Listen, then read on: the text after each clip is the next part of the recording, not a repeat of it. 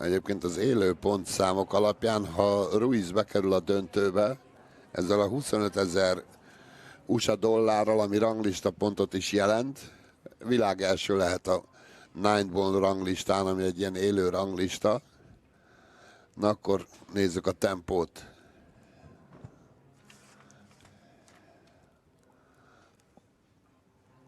Az alsó az jobb, tehát Sanchez nyerte a tempót. A spanyol indítja tehát útjára a golyót.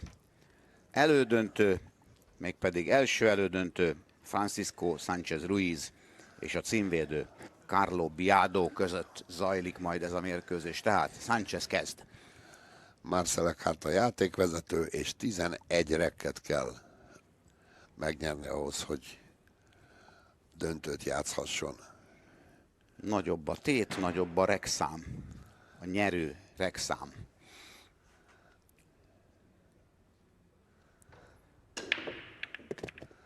Egyesben. 9-es az megtartotta a pozícióját, nagyon szilárdan állott.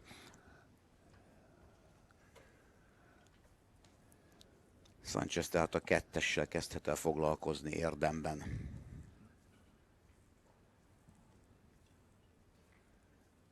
Jól megnézi, mint a köd lenne az asztal fölött.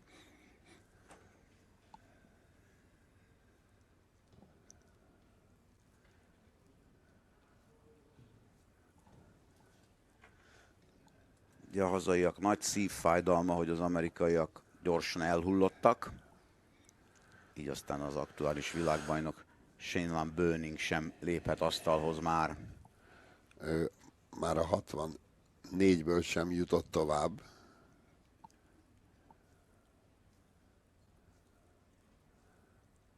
Kazakis verte 9-8-ra döntőrekkes csatában.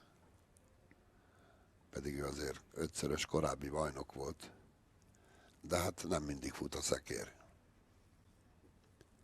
Sanchez Ruiz abszolút felméri a helyzetet. És megszólal egy telefon.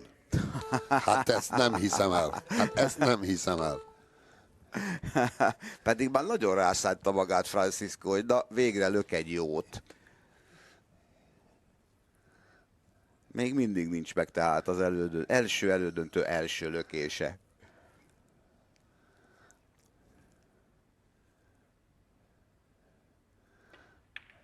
Most egy sikeres lökés, a kékben van. Hozzáfér a fehérhez. Nem zavar be a 4-es. Közel vannak egymáshoz. Igen, van köztük némi kis sugárzás.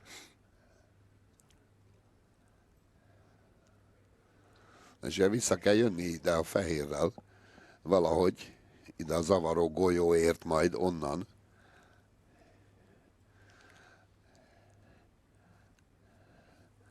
Valahogy ugye a 9-es golyó szintjéig.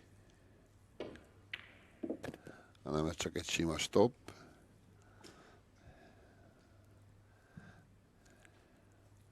Nem akart rögtön hideg kézzel nagyon nehéz lökésbe vállalni. Megfontolt ember tehát Sanchez Ruiz.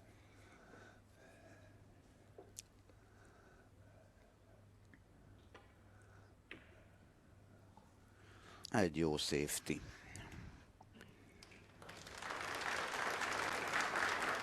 No, és akkor Carlo Biado is jöhet az asztalhoz.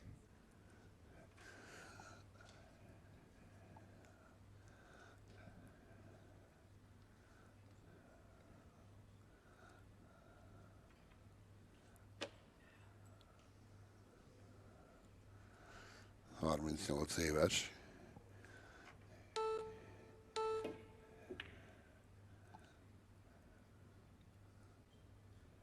Az jó.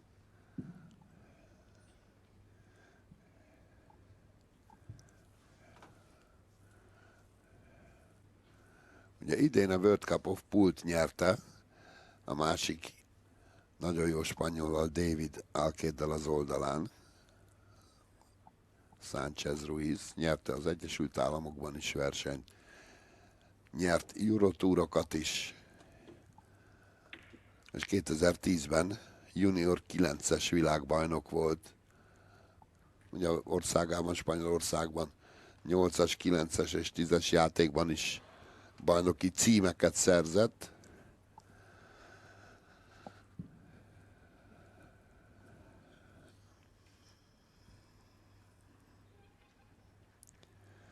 Na, ez egy ugratódákó. Marcelek, hát azzal az igazi németes nyugalommal és sasszemmel. Mindenen rajta tartja a szemét. Nézd meg, egy porszem nem eshet le úgy az asztalra, hogy ne tudjon róla. De hát így jó egy játékvezető. Na, mi lesz ez? Nem könnyű eltalálni a 4-est és a fehérrel beütetni a 9-est a lyukba.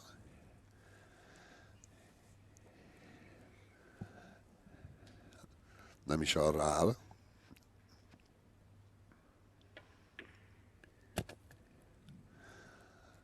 Főleg így, hogy be is fért, akkor fölösleges lett volna kockáztatni.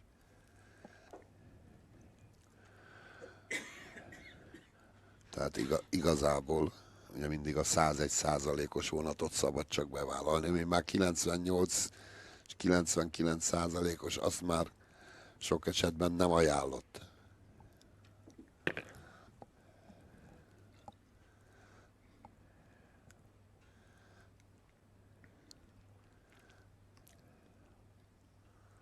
Nem egy egyszerű rekk ez az első. Megdolgoztatja a fiúkat. Világranglista harmadik volt Sanchez Ruiz, de hát ez hatalmas előrelépés lenne az életében. Egyrészt az, ha mondjuk a döntőbe bejut, legyőzve a címvédőt.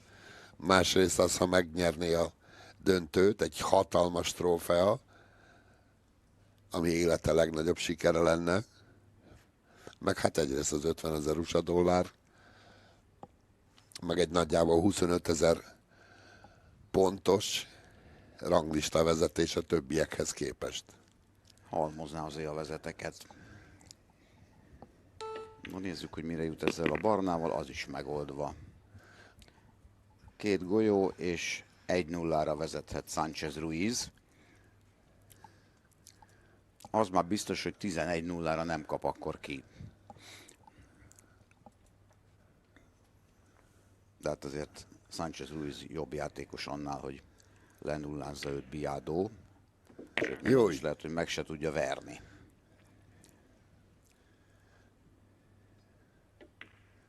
Na, 1-0. 1-0 Francisco Sanchez Ruiz javára az első elődöntőben.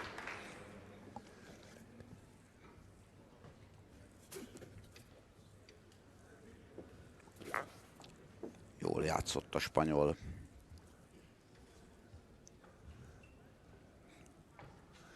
Kezdheti a második rekket majd.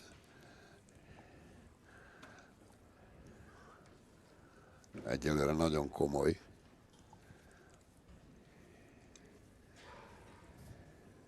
Hát most már komoly a tét.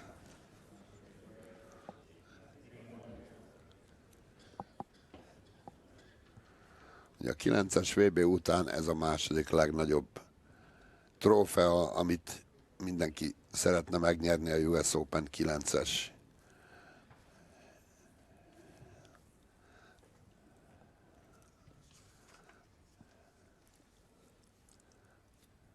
No, 1-0 Sanchez javára, és megkezdődik a következő rekk. Egyes bent, és még Fehér megúszta.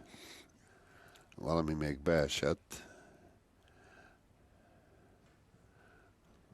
Ötös. Igen, az 5-ös nem látom. Ide beesett a sarokba. A sárgától és a lilától vettünk búcsút tehát. Ugye ez egy újítás, hogy sablonnal állítanak, 9-es van a ponton, és a kezdés az a fölrajzott breakboxból hajtható csak végre. Ugye az asztal jobb oldalán az a középső téglalap. Ezek olyan előremutató változtatások szerinted? Hát megoszlanak a vélemények, de ugye itt azt olvastam, hogy ugye maga a Matchroom produkció, aki úgymond anyagilag ezen versenyek mögött áll, ugye azt írta, hogy szeretne egy kis türelmet kérni ők, azt szeretnék, hogy teljesítmény alapú, minél látványosabb játék legyen, tehát ugye ezért vezették be a legjobb 16-tól az időmérést is, hogy ne nyúljanak ugye végtelen hosszúságúra a meccsek. Tehát úgymond kicsit csiszolgatják a játékot, hogy egyrészt a nézők... Váljon. Így van. Még eladhatóbbá váljon. Így van, így van.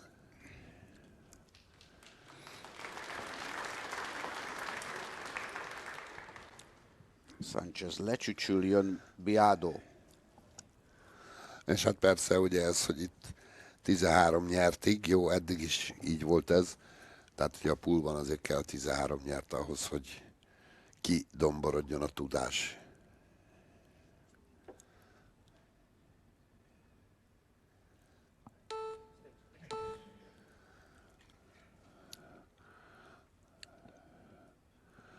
Időt kért. De szép. Ja, csak leesik a fehér. Hát ez nagy baj.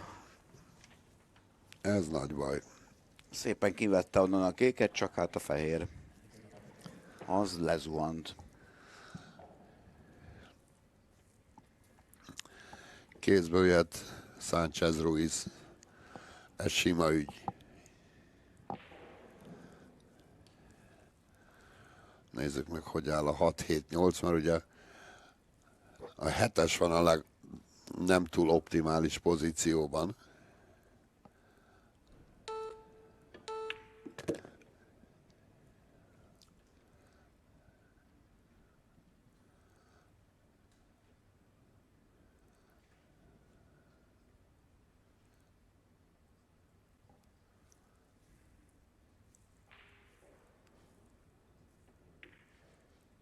Szép.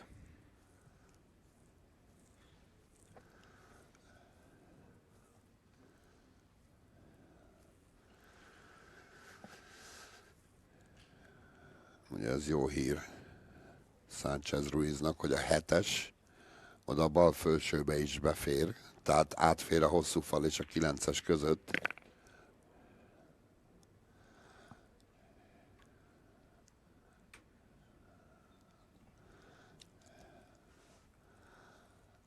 Úgy néz ki, hogy a 7-es alá áll, és a 7-es megy a bal felsőbe.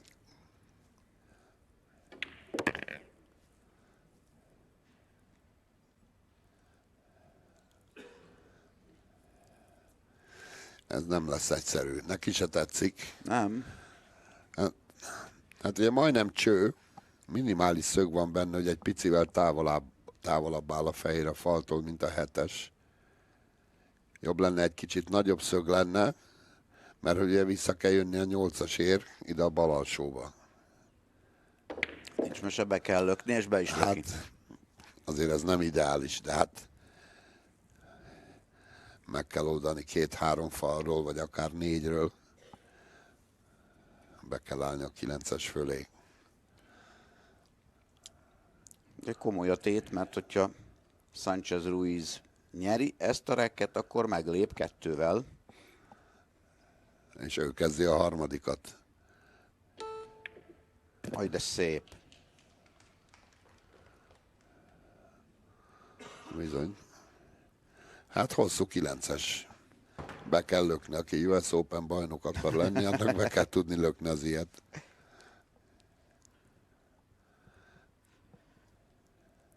Mondhatni, hogy megváltja a belépő jegyét US Open bajnoki címre.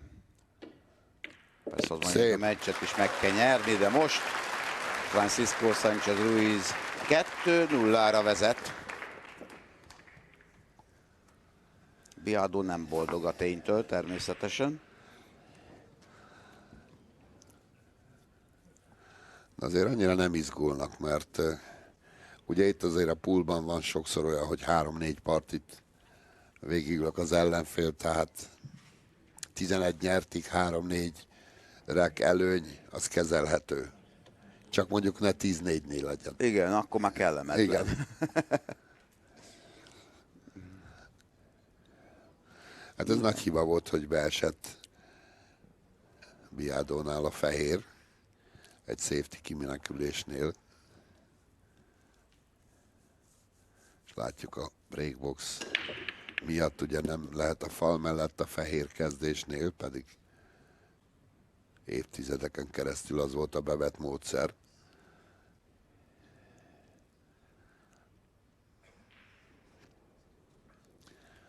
Fehér a hosszú fal mellett, és a támasztókéz pedig az asztal oldalán.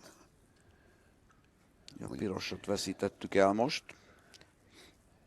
Hát sima, úgy ott az 1-es, látjuk itt a 2-es, és nem látjuk Sanchez Ruiztól, hogy aha, ott a 4-es, meg az 5-ös nagyon rossz helyen van. A 4-es szemszögéből nézve.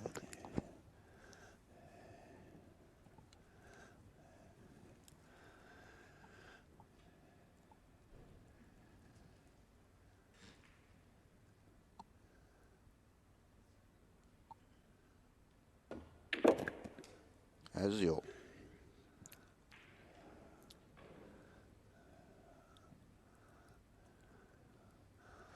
Úgy érzi, hogy befér? Azt nézi folyamatosan. A 4-es befér az 5-östől. Jobbra, innen is, onnan is megnézte. Ugye a lyuk irányából, a lökés irányából.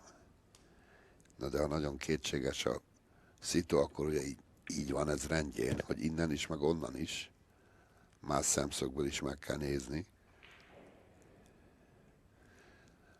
No, megpróbálja-e ott eltenni.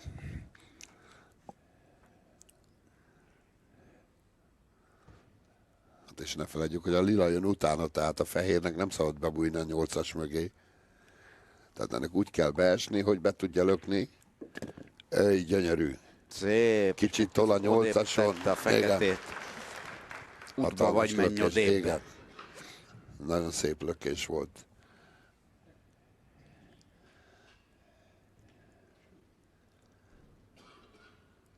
Kicsit megnyújtja a dákóját.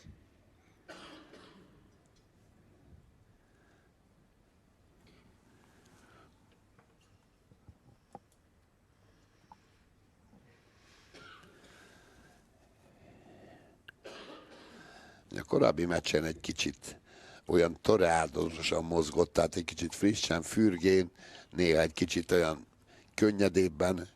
Most azért nagyon átgondol minden lökést.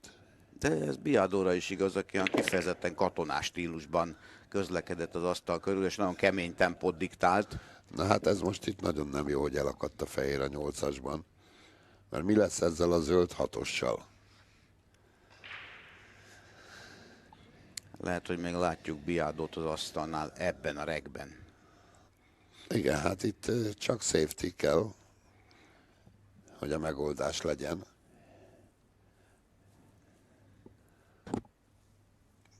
Be a fehérrel a 9-es alá.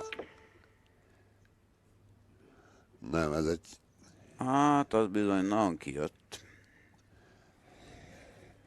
Azért nem hagyott könnyűt, belökhető. Tehát Biadónak nem nagyon van más megoldási Muszáj bevállalnia. be kell vállalja, mert hátrányban van.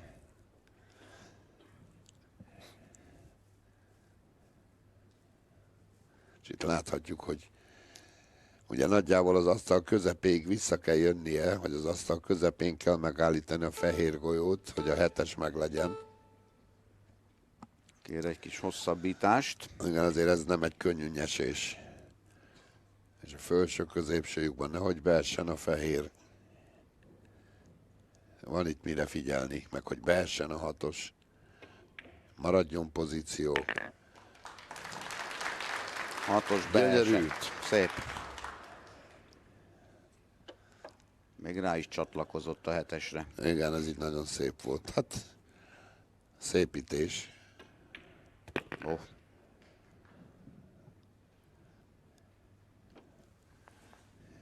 Nagyon úgy tűnik, hogy Carlo Biado megnyeri az első rekét itt az első elődöntőben.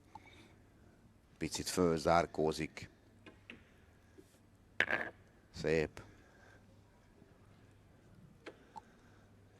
Egy golyócska. A 9-es a legnagyobb értékű. Megvan. Biado szépít valamelyest, így 3 lejátszott rekket követően Sanchez Ruiz 2-1-re vezet. 2-1 tehát a meccs állása, Francisco Sanchez Ruiz vezet, de most Carlo Biado következhet. Első brékje Carlo Biadónak. Golyó esett.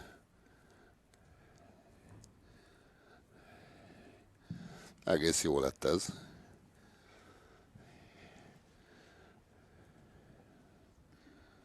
Ugye a 8-as golyó beesett.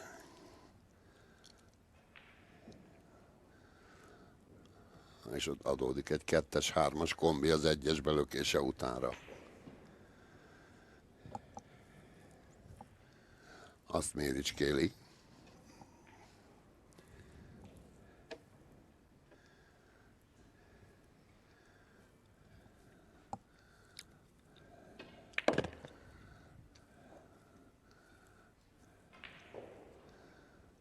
Rövidesen választ kapunk arra a kérdésre, hogy Biado most lendületbe jön azzal, hogy nyert egy rekket, vagy csak fellángolás volt az a részéről. Pici szög van benne, mi lesz a 2-essel meg a 4-essel. Megoldotta, hogy a 4-essel semmi, és maradjon folytatás.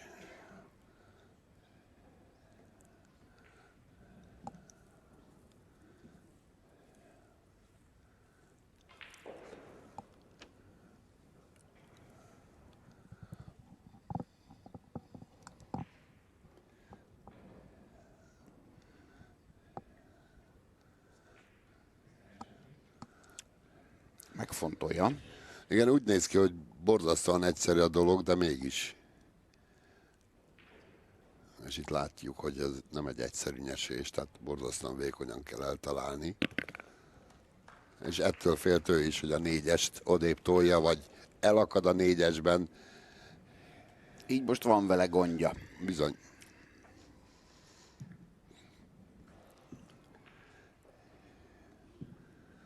Ugye ez a totál képes kép néha csal, hát nem érezzük, hogy mind gondolkodik a játékos, de egy másik kameraállásból már látjuk, hogy mi a gond. Éppen befér.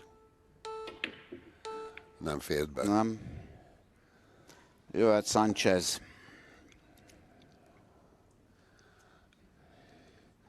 Bosszankodik, jogos, de úgy érezte, hogy befér. Már lelki szemei előtt egy 2-2-t vizionált.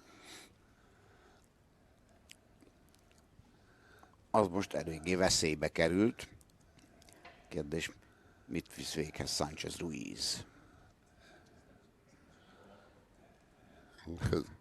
Hát, Ez a bíró hihetetlen. vezetett snooker VB döntőt is, ő volt a minden idők legfiatalabb játékvezetője, aki snooker VB döntőt vezetett, azért az egy komoly elismerés, tehát egy picit Nála lassú tényleg lett. úgy van, hogy rend a lelke mindennek. Hát igen.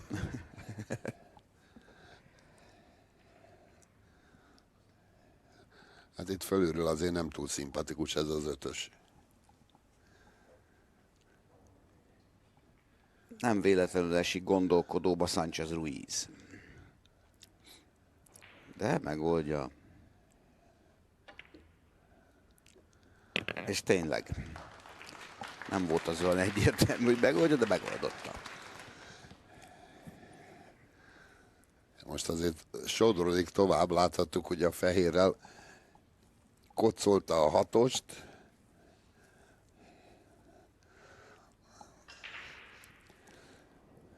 És ugye a 7-es következik a zöld után.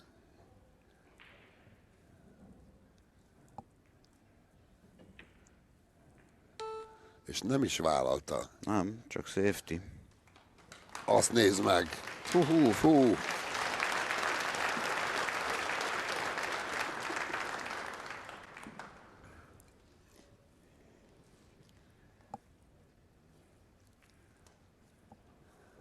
Jó a Igyekezett tempó. megnehezíteni Biado dolgát, és meg is nehezítette. Igen, hát ha nem is bújt volna be a 9-es mögé, a 7-estől egyébként is snooker lett volna. De hát így most ez... Biado azért el tudta mozdítani. Igen, de Bár hát lehet, hogy rosszul. igen, most, Inkább azt mondom, bal szerencsésen. igen, hát ugye ezért jó, nagyon nehéz kimenekülős safety-t adni, mert hiába talál a játékos, mert azért ezen a szinten rendre eltalálják, de ha állást hagy, akkor gyakorlatilag mindegy, hogy eltalálta vagy nem. Mert ez nem nehéz 6-os. De ki kell találnia, hogy 7-ről, hogy 9. Megfelelő szöget kell hagyni. Ez jó.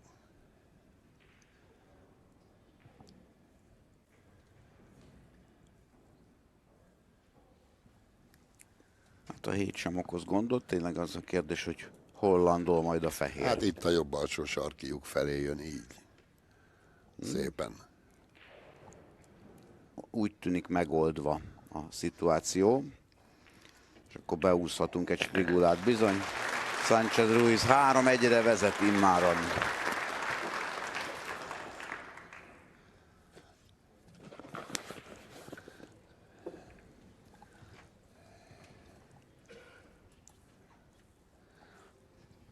De csak az ismétlés kedvéért ezt követően majd Max Lechner és Koping Chung meccselhet. Szintén a döntőbe jutásra tét.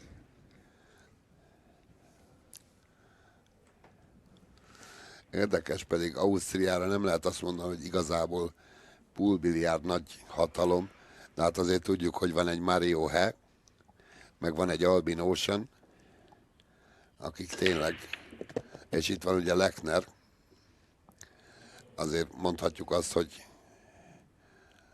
talán Lechner úgymond a leggyöngébb, na de hát ha eljutott ide az elődöntőbe, akkor az a leggyöngébb szint is elég magas. Mekkora forgalom volt.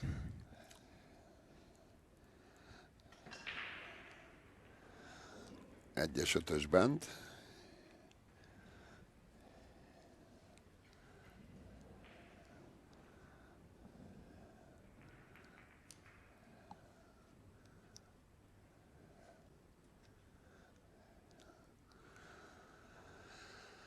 Itt azért már komoly a tét, láthatjuk, hogy jól jön ez a kezdés utáni 60 másodperces idő. El tud mélyedni a gondolataiban Sanchez Ruiz.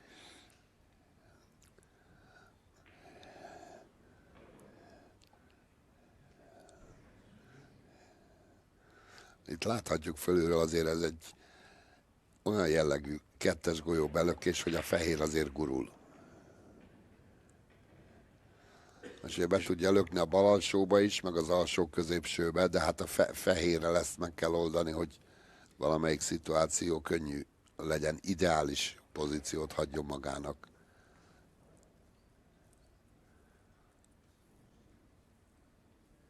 No, most már dűlőre jutott, hisz tényleg elfogy még a hosszabbításos ideje is. Ó, hogy esett ez be. Az igen. Jól jön egy lassítás, hogy esett be az a kettes.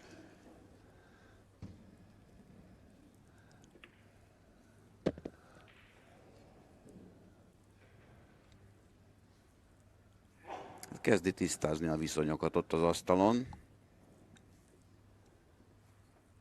Most már jóval barátságosabb képet mutat ez az asztal.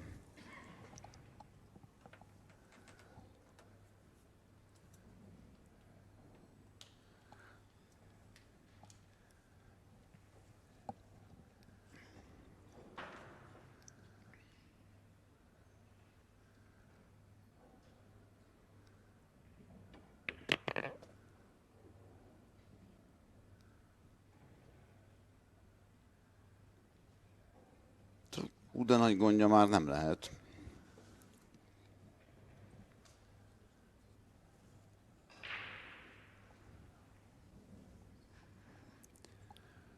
Két falról a feketére.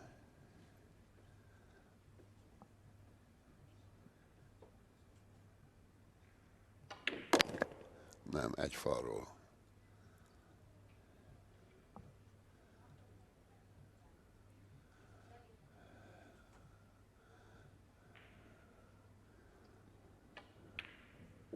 Ez is jó. Hát az meg könnyed feladat. Mondhatjuk, hogy 4-1 ebben a pillanatban.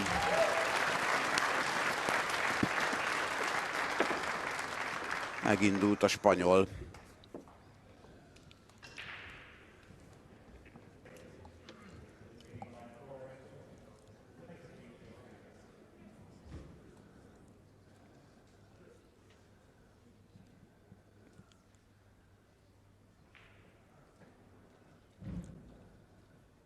Plusz még el is indíthatja a 6. reket. Jó színű kezdődákolja van.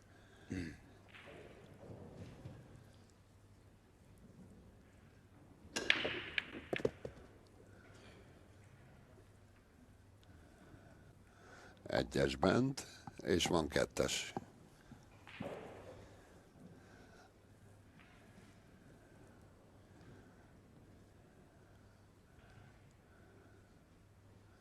Igen, még a lila próbált egy kicsit gonoszkodni, de nem sikerült neki.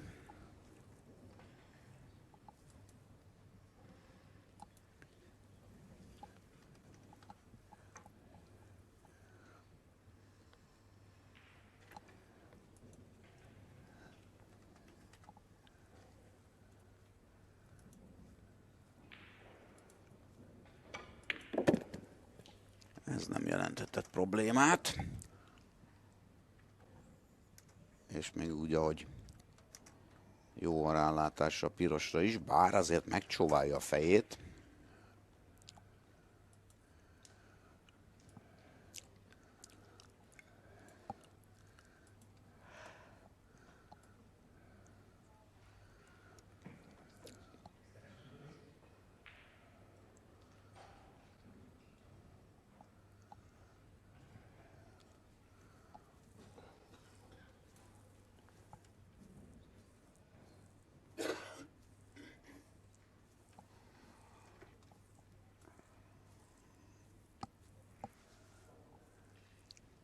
Azért ez a piros igényel figyelmet Sancheztől.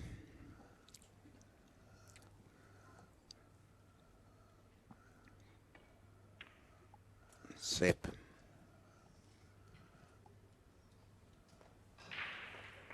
És parádésan ráállt a rózsára is.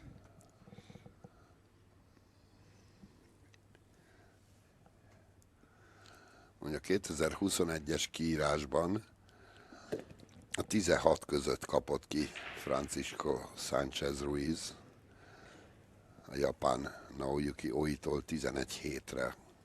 Tehát végül is tavaly 9. lett. Most már tapintható az előrelépése. Bizony.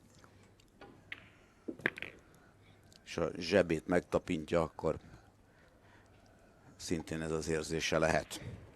Vastagabb lesz az a zseb.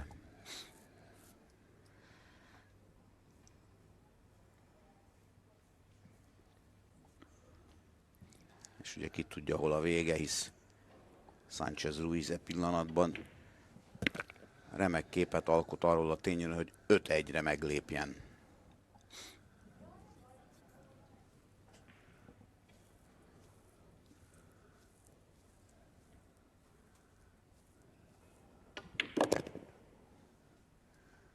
Két golyó, ennyi maradt az asztalon, és tényleg 5-1 lesz az állás.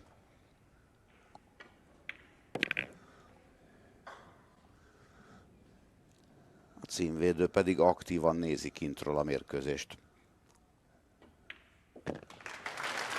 És ugye ebben a szakaszban mind a 3 reket behúzza. Sanchez Ruiz összesítésben már 5-1-re vezet. For the first time. But this would top that, surely, if he could become champion here today. He will become #1 in the rankings if he even gets to the final. So much on the line for him. He's rising to the challenge very nicely just now.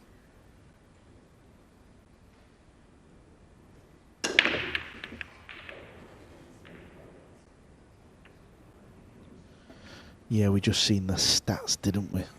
Not really much to pull apart. I think the biggest stat or the biggest moment in the match so far was when Carlo tried to pot that ball past the 9. It was very tight.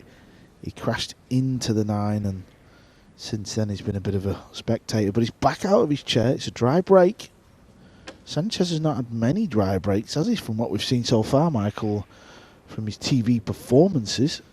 It's his first of this match, and we saw the break and run stat was 40%. He had run out from the break the last couple of racks, but that run ends now. The game of 9 ball, sometimes you need help. Well, you always need help, but that's not the best of shots. Well, saying that, he's fine. What are you talking about, Carl? Just come down the table for the pink 4. It's all about the green 6, though.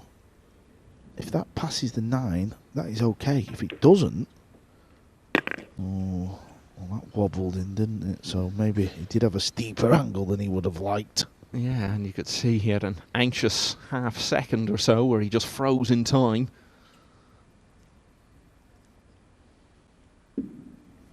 From that angle there, it doesn't look like that 6 ball passes the 9. It may well go off the rail first, but it's one of them where it's hard to tell from here. This is what I was saying about the game. Sometimes you need the game to help you. You need the balls to split okay. Carlo needs it more than anyone. You know, he has scored extension.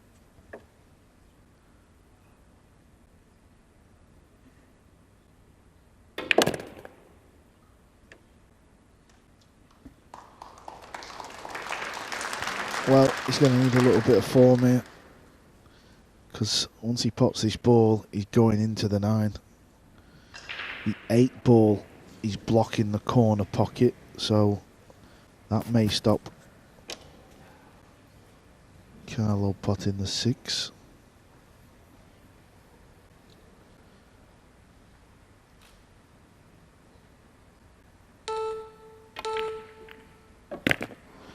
Well, does this drop into the middle? I don't know if it does, you know, Michael. You may have to play the cross bank. Listen, he's got a better view than anyone, of course he has, but it just looks so tight. I mean, look at the overhead. I don't think that pot's in the middle. I think he's got to play the cross corner bank, the cross side bank, rather. He's going to bank this 6 into the opposite middle. Well, that angle there looks particularly conclusive. No way that goes. This is a big shot. Cross bank. It's there. Where's the cue ball going? Where's the cue ball going? The defending champion is not going to roll over just yet.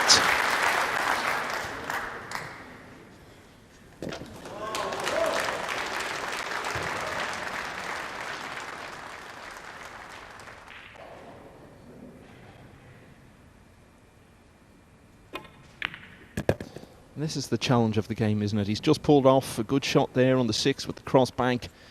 Then he has to steel himself again for a 7 that you would expect him to pot every time, but still a bit of pressure on it. It's just unrelenting in a match like this where, you know, make a mistake, you could be sitting down for the next few racks. He was in his chair for the last 2. It was given away back in here. Really, it was getting to the stage where you felt if he fell much further behind, he was starting to need a comeback for the ages.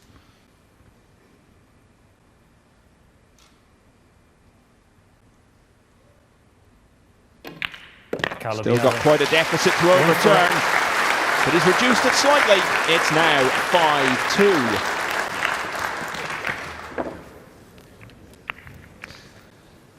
So he added his name to a very illustrious list of former US Open champions when he prevailed here 12 months ago in Atlantic City, the first time the US Open was played here. Playing to the crowd now as more people trickle in and the place continues to fill up. Tournament was always played in Virginia from its beginnings in 1976 through to 2017 when Jason Shaw became the last British winner. And there you see Shane Van Boning with that 3 in a row, 2012, 13 and 14. Darren Appleton, Mika Immonen, other players who've successfully defended it. And Going back much further than that graphic, Nick Varner, back in 1990, was the first player to go back-to-back. Zamboni, you can see there, 5 wins, 24 years of age when he first claimed the title in 2007. He's had a few attempts now. Thank you, the 8th rec. Winning Carlo that Biado 6th title, trailing 5-2.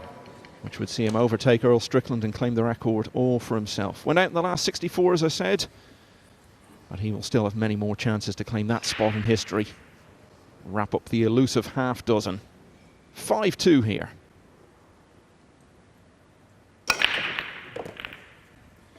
He needs help on the break. Yep, I don't think he's going to get it.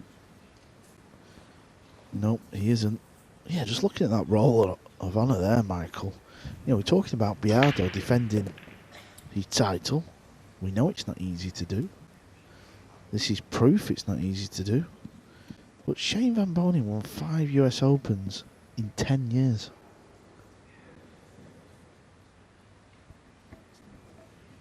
Yeah, to put that another way, during that decade he won as many of them as everybody else put together. And that's at a time when there are more and more good players all the time. Push out called.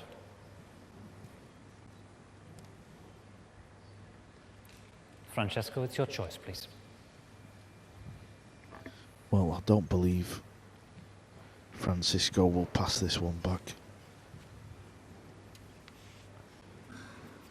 You've got to play this one, surely. He's not really left anything tricky, I don't believe. He can just come off the edge, put the one up near the top, near the 6, send the cue ball around the table, try and get it near the 4. It's hard to see Francisco making a mess of this one. He's played some good safeties in this match. Yeah, here comes the cue ball. What was Carlo thinking? Literally just giving him an easy safety shot to play.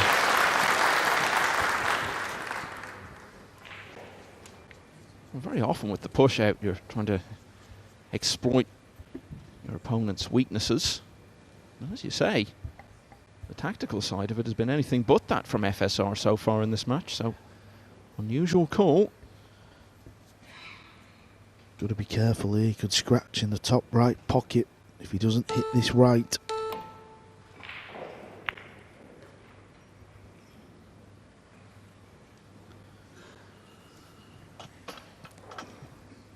Well, Biado playing a strange push there. He really did. Not that I'm going to question our defending champion, but I think he made a mistake there.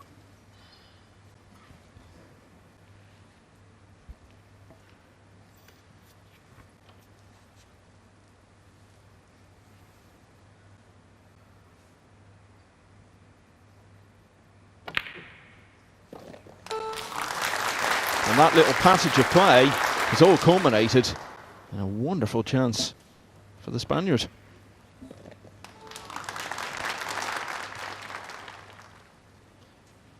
Even in a long match like this, there's very often one moment you go back to and say, well, that was the key moment in the whole thing, and it's usually someone pulling out a great pot or someone missing an easy one. In this case, it may well turn out to be a decision that Biado made.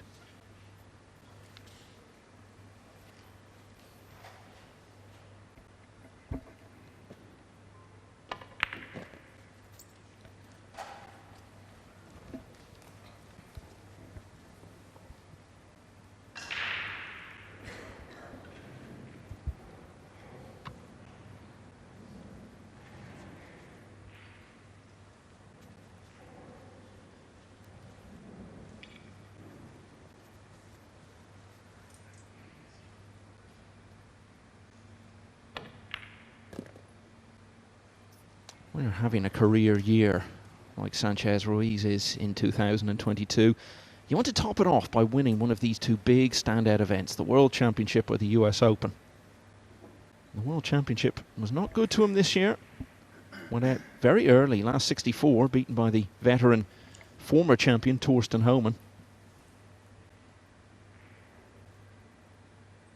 He's had to send the cue ball around. This looks a little heavy.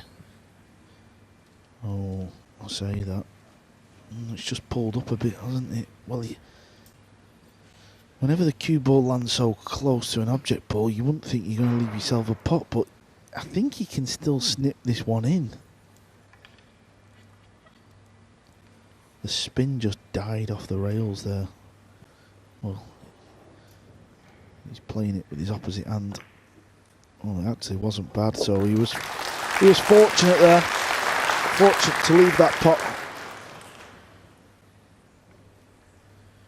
And that's a useful tool if you can swap the hands like that.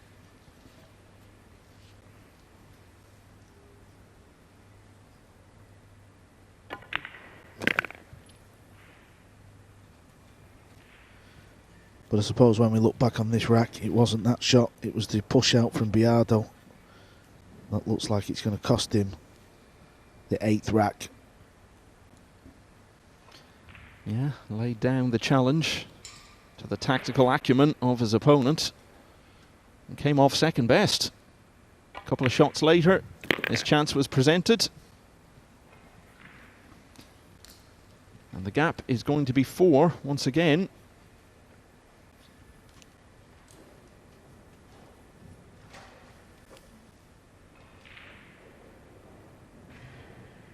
Sanchez Ruiz is already past the halfway point in his quest to get to 11 racks. He leads the defending champ 6-2 now. So elsewhere in the hall, there are practice facilities for the other players, and there you can see Max Lechner, who rarely, if ever, have played a bigger match than this. He's got his semi-final coming up against Ko Ping Chung, who we also saw in the background there. Remember, Lechner 2 wins away, not only from the US Open title, but from claiming one of the 3 automatic spots on the European Mosconi Cup team. If he does that, he'll bump his very good friend Albin Ocean out of those 3 places. Sanchez Ruiz, as we've said, is already in. Joshua Filler had clinched his place earlier in the year. So is there anything you can say, Carl, in terms of what Biado did there to suggest that there was some reasoning behind the decision he made on the push-out? Maybe it's a little early in Atlantic City. I don't know. It was a bit of a strange one. I mean, Sanchez has played a couple of nice safety shots so far. Francesco Sanchez Ruiz to break, leading the match by 6 racks to 2. But where Biado rolled the ball to, there's not a pool player in this hall that wouldn't have played the exact same safety shot as Sanchez, and I'm not saying every pool player in the hall would have played it as nice as Sanchez did, but you know, this is the semi-finals. And of course we will have that second semi-final between Lechner and Ko Ping Chung coming up live for you directly after this one.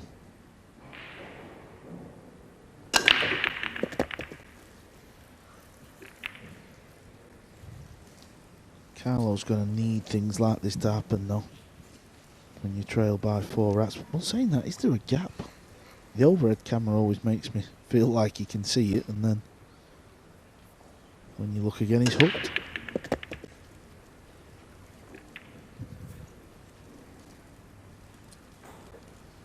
He may be able to get through to catch some of it. And once again, he's the only one really in a position to say. He's right behind the shot.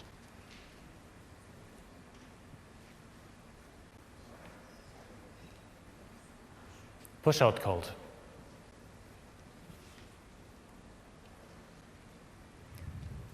Carlo, it's your option. So he couldn't see any of the ball.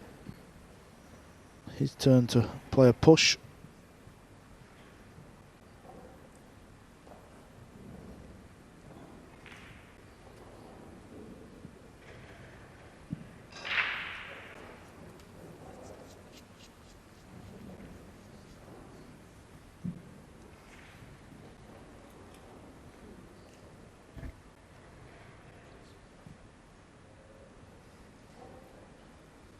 US Open champion last year, as we've said. World champion 2017, beat Roland Garcia. The only time ever that it's been 2 Philippines players in the final.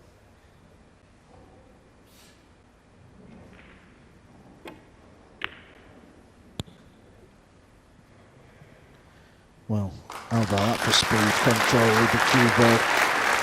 That is not easy to do or judge at all.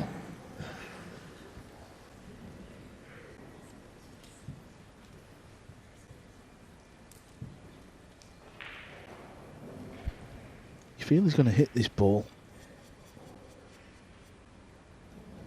but where's it going to end up? He's going across. May pot it in one of the side pockets. May pot it in one of the side pockets. Ooh, close, good effort.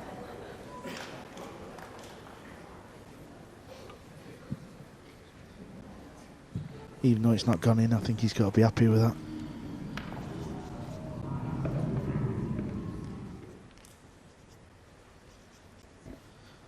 Well, he can pot it in the left centre.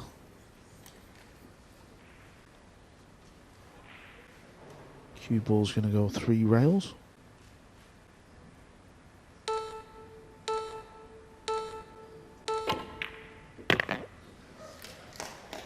Needs to flick the 8.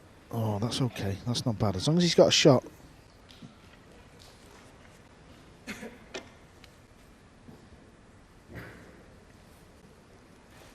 He's fighting hard here, is Carlo. He's played a great safety shot. Just needs another good shot here.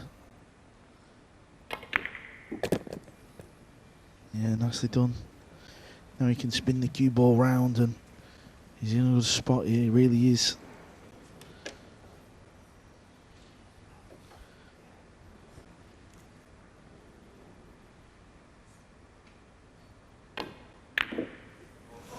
Oh no, Carlo Biado.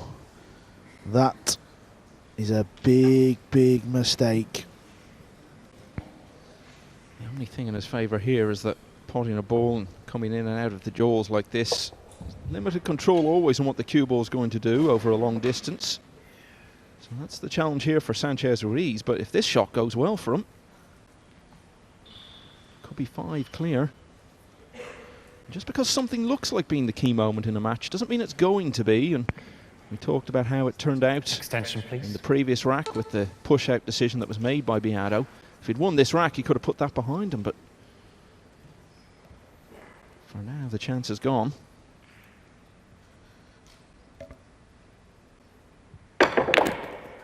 Yeah, nicely done there. He's going to steal this rack. This is going to hurt Biado. On the replay, Biado didn't really miss it by that much, but I think it was just the pace where he wobbled a couple of times and then stayed in the deep shelf. That wasn't an easy shot from Sanchez Ruiz, jacking up the cue like that. As I said, coming in and out of the jaws. I mean, he couldn't have asked to play it much better. And now, still plenty of work to do, but getting to the point where the winning line is at least starting to appear on the horizon. If he can finish this one off.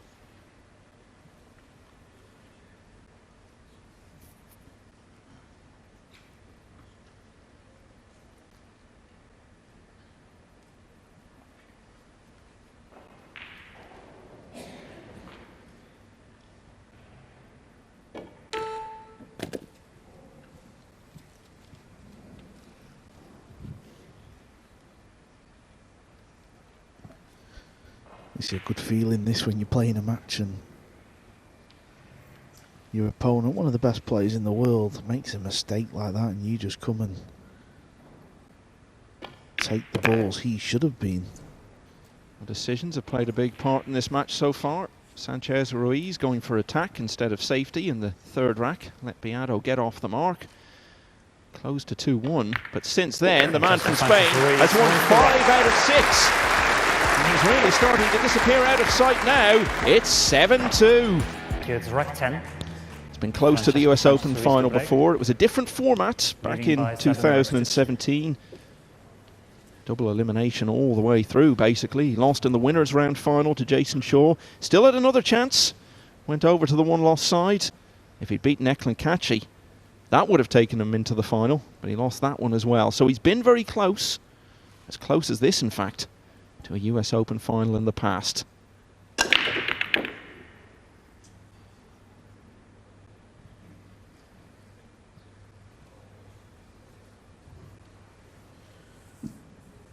second dry break of the match, I believe.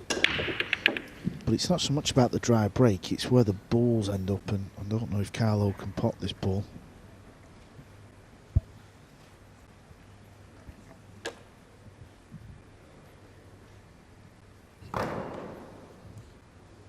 Yeah, you are correct. Second dry break.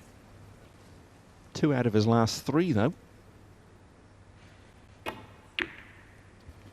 No, he couldn't pot it.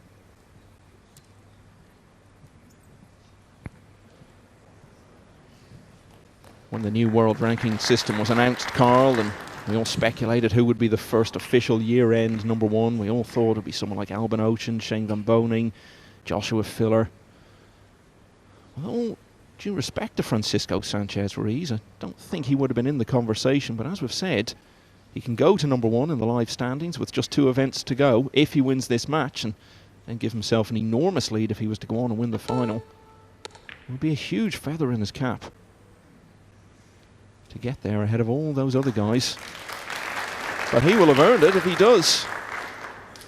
It's such a consistent year as much as anything else. Started playing well back in January and has really never let up for any significant length of time.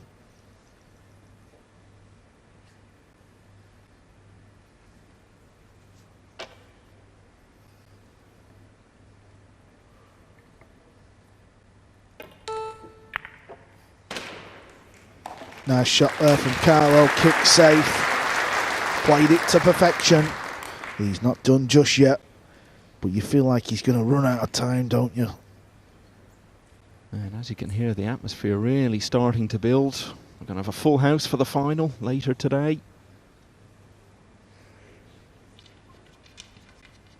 This event has really been a huge Matchroom success story, another one since they took over the staging of it from the 2019 edition in Las Vegas onwards. Well, he nearly got the jump safe, didn't he? Nearly snuck in behind the 8. He played it that way. It was all about the distance. He knows he's just got to keep the pressure on. Don't do anything silly. Make Carlo play shots, difficult shots.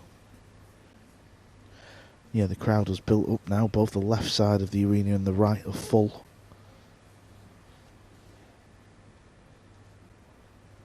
They want to see a close match. Of course they want to see a close match.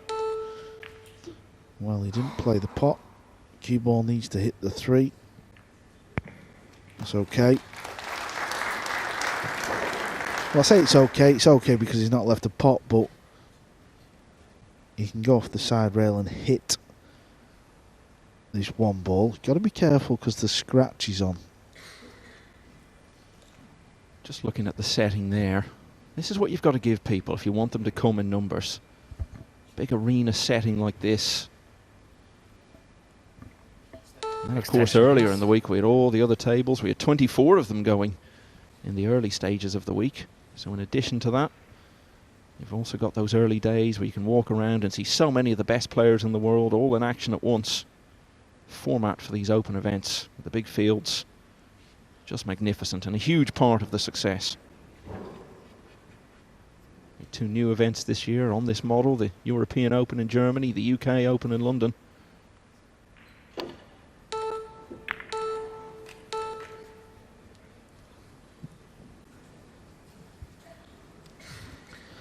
That's not bad, you know. It's just landed in that awkward little spot where you can't cut it in the middle. And if you play it up into the top corner, cue ball's not far off the scratch. I don't think he will scratch. I think he might hit the point, or just above the point. It's always difficult to tell from the overhead camera, but is he going for the point into the corner? Does he cut in the middle, actually? Well, needs some help here. He got a little bit of help, then it could have been worse.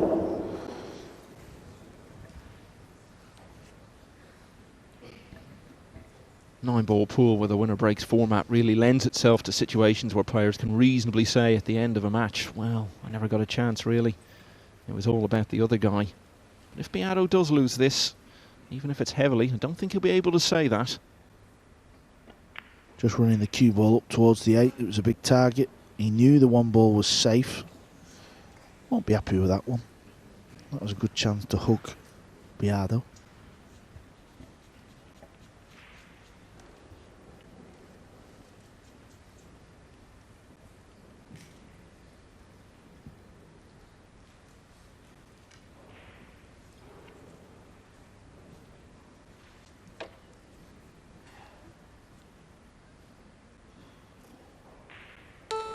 He'll try and slide this one ball.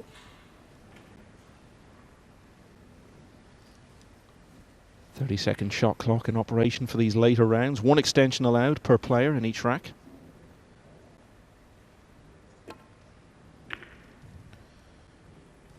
Okay, he plays it that way. How's this ended up? Looks to be okay, doesn't it?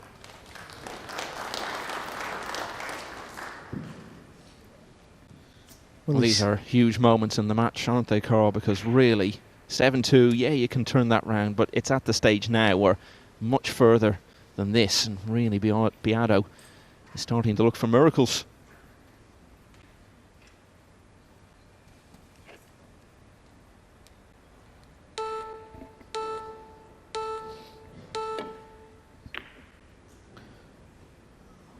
Well, he left Francisco the pot, didn't he? So that's why Carlo was looking not best pleased after he played the safety. Again, though, these are not easy, are they? You know, you never know what the pool table gives you. That is what pool is about. That is the game. You have to play the table layout. This is what separates the best from the worst. This is a tricky layout, though.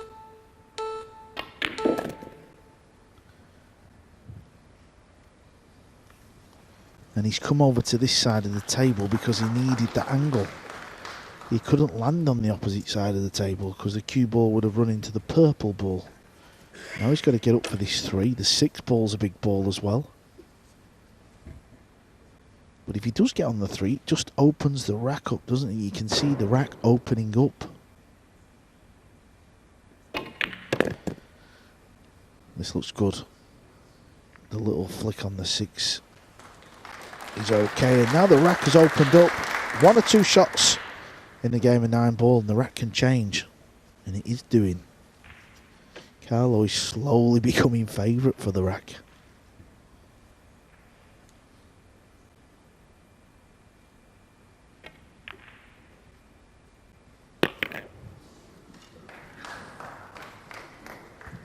If he wins this rack, Michael, if he can put a 2-pack together, just a 2-pack, keep Sanchez in the chair, get it to 7-5, things can start to happen then. That's all he needs.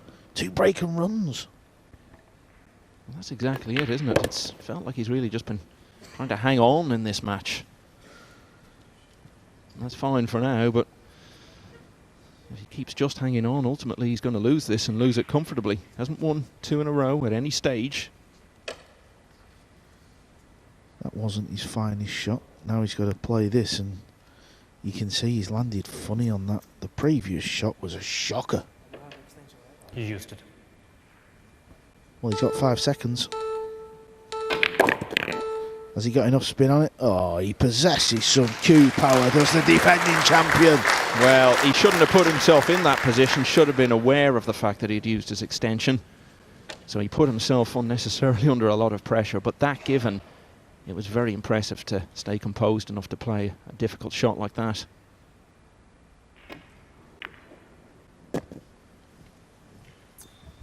Again, he's landed on a funny angle. He's not landed on a natural angle. If he was straight, he'd just pull the cue ball back. This looks to be drawing up near the 8 ball. Yeah, he's got to get into this ball good. He's not out yet. This is awkward.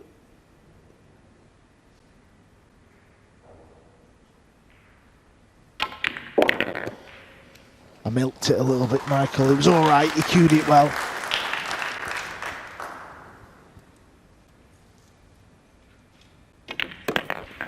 Yeah, he's took a good rack here. He's under pressure.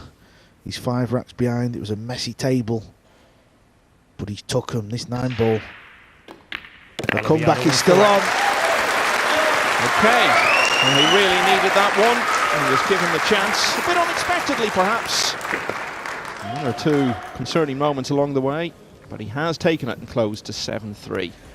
Barry Berman trophy on offer here. All that history for Carlo Biado, looking to go back-to-back. But they are professional players, don't forget, and this is what they're playing for in that sense, and you can see how quickly the money goes up when you get to this stage. They're all on $13,000 for getting this far. You practically double that for getting to the final, and then double it again, $50,000 for the winner of this US Open Championship, which has been around since 1976. It was originally played in Virginia. Mike Sigel was the first ever champion. He won just over $3,000 for that triumph. It's all come such a long way, and here we are in this wonderful arena at Harrah's Resort. This is where the game of 9-ball pool is now. Carlo Biado to break. Broken new ground this Trailing year. by 7 breaks to 3.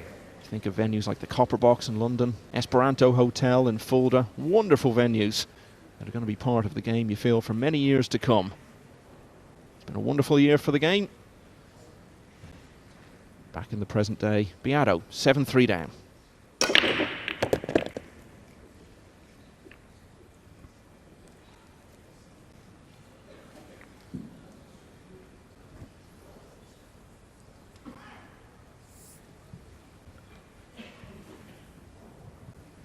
Well, if he's going to stage a comeback, he's going to need a little bit more luck off the break. It was a good break. You could see the cue ball come back over into the stack. And after hitting a ball, it's come low on the table, and he will not be playing the combination. I can assure you of that. So it's going to have to be a safety shot.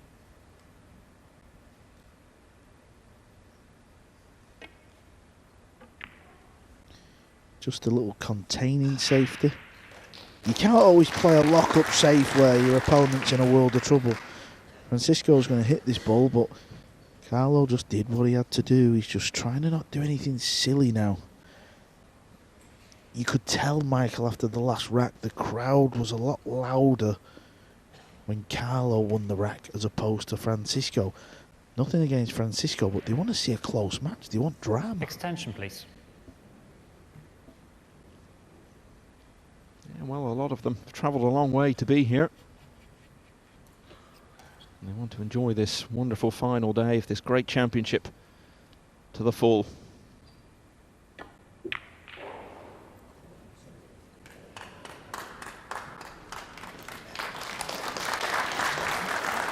Great shot there. Carlo's going to go rail first. Now he is good at this type of shot. Rail first to pot the 2.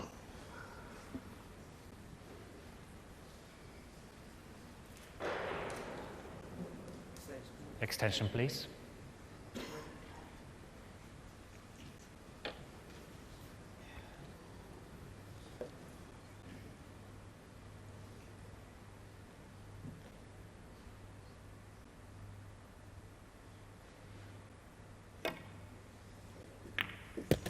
Brilliant shot.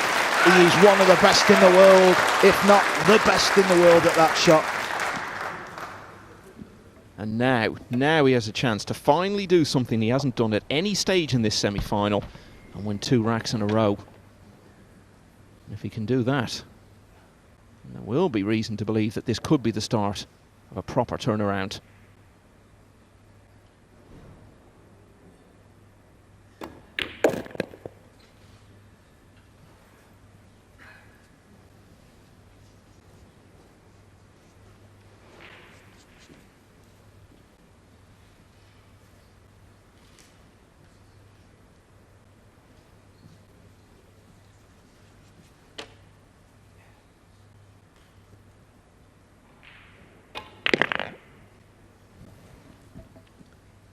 He's in touching distance of making something happen here.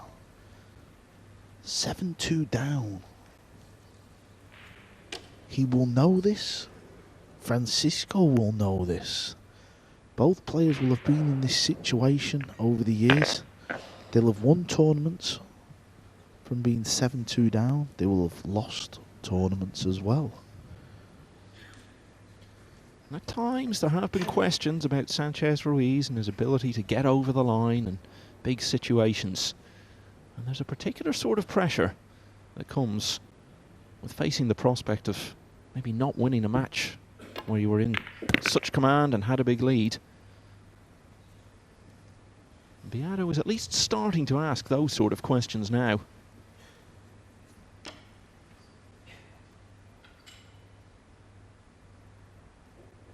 He's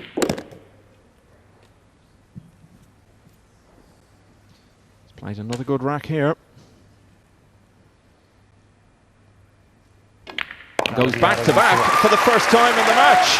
It was 7-2. The scoreline has a very different feel to it now.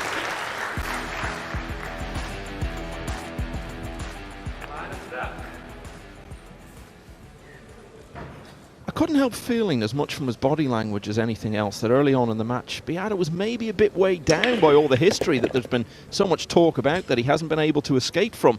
All this speculation about whether or not he could join that very small list of players who've successfully defended the title. But the last couple of racks, better indications from him. And that was perhaps the pick of the bunch, going rail first, potting the 2, getting on the 3. And from there it all led to that simple 9 ball to get it back to 7-4. Yeah, I fully agree, Michael. I think, you know, taking nothing away from Francisco, I think he started the match off fantastic. Carlo Biado to break, trailing 7-4. And I think he played a lot of smart safety shots. He really took the game to Carlo. But I think just a few times Carlo maybe indecisive and just looked a little bit under it, rightly so. But he has a little chance now. What is he going to be faced with after this break? He needs to pot a ball, which he has. Cue ball needs to stay dry, which it is doing. Oh, the 7 ball's going to ruin. It's not going to ruin him. It goes. It's a little tricky one. It's a little thin. He's made a lot of balls as well. Has he made 3 balls? 2 balls. The 5's over the pocket.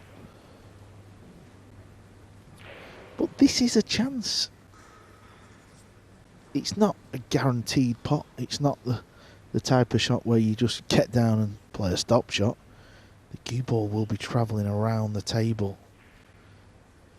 He's got to avoid the 9 as well. That's what he's looking at now. He's just trying to find a spot where he can miss the 9. And you don't want to be forgetting about putting the 2 ball here, because you put all your efforts into good cue ball control. Big moment coming up, biggest shot of the match for me.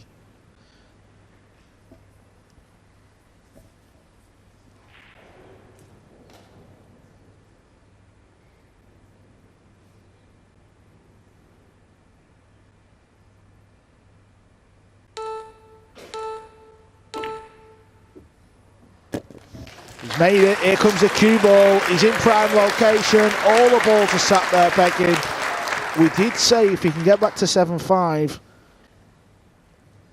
this will give Francisco something to think about.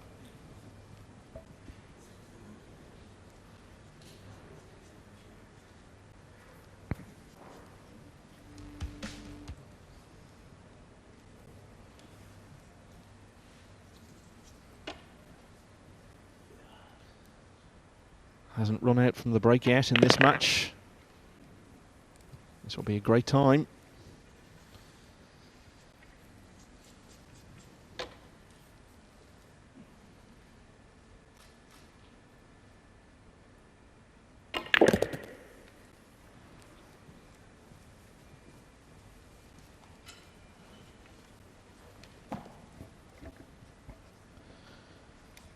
Just these 3 balls to have won the last 3 racks from 7-2 to 7-5, and we will be taking a break, so that means it's more time for Francisco to think about what's going on, to dwell. That adds its own little tension. This is what it all adds up to. This is what it takes to win a big title. Carlo's done it.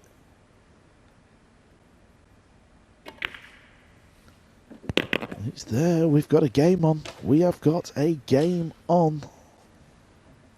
Sanchez Ruiz still has the lead. But no question where all the momentum is now. His first break and run of the match completes a run of 3 racks on the bounce for Biado. He's only 2 behind. We've got quite a finish in store here. Kitty 13th rack. Carlo Biado to break. We always say at this stage of a rack, Carl, or at this stage of a match rather, this is the biggest rack so far. I think we're going to say it in every rack from here on in, with a little more emphasis each time. Looking to get back to only 1 behind.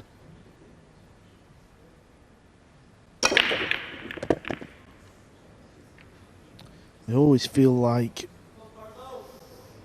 well, I think this, oh, it's very thin anyway. I was just going to say, I always feel like the break, it scares me, Michael. And what I mean by that is, you know, you just don't want a pool match to be decided on an unlucky, like, scratch on the break. It always feels like it's ruined it a little bit. So whenever a player breaks, I always think, oh, please don't get kicked in off. You know, anything else after that, I just think, well, that's the game. But Carlo Biado, he's done well here. He's been under it. He's not played great. Sanchez has really took it to him. Sanchez has played great in this match. And this is a massive shot coming up. It's there. Needs this cue ball to bounce off the rail. I think that's okay. He can just pull it back now. And we saw that last night, what you were just talking about there, when Biado was 9-0 up against Si Chia Chen. He had a golden break for a moment in the next rack, and then he scratched at the same time. Would have been quite a way to finish the match. As it turned out, he won the rack and completed the whitewash anyway. And in this match, for me, Carl, he's gone favourite now. Oh, that's a big call. But he's back in it. Just before he played that shot, there was that... Yeah, there's a noise going on in the arena. It's as if like somebody's radio's turned on. Maybe one of the security guards has got his radio on a bit too loud, but Carlo's in the zone here. He smells the comeback. Some of the fans have left the arena during that little break. There's a couple of pop-up bars where you can get a drink, and once the bevies start flowing, they're going to get louder. They know there's a big comeback on here. He's a little bit short of pace there, though. He's got to... You think this is easy, you think this is obvious, but he's not. He's got to kill the cue ball now. Wait to be another foot over. Yeah, he's took a big, deep breath. He's going to play this with a little bit of drag and a little bit of spin. Has he made it? Yeah, it's a good shot. They test the old nerve, them ones.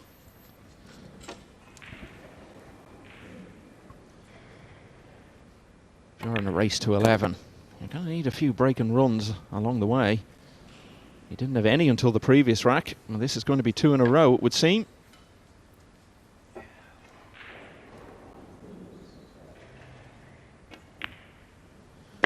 Well, once this 9 goes in, just listen to the noise. It's getting louder in here. They can sense it. They want to see a match. And it doesn't feel like very long ago that it was 7-2. Now it's 7-6.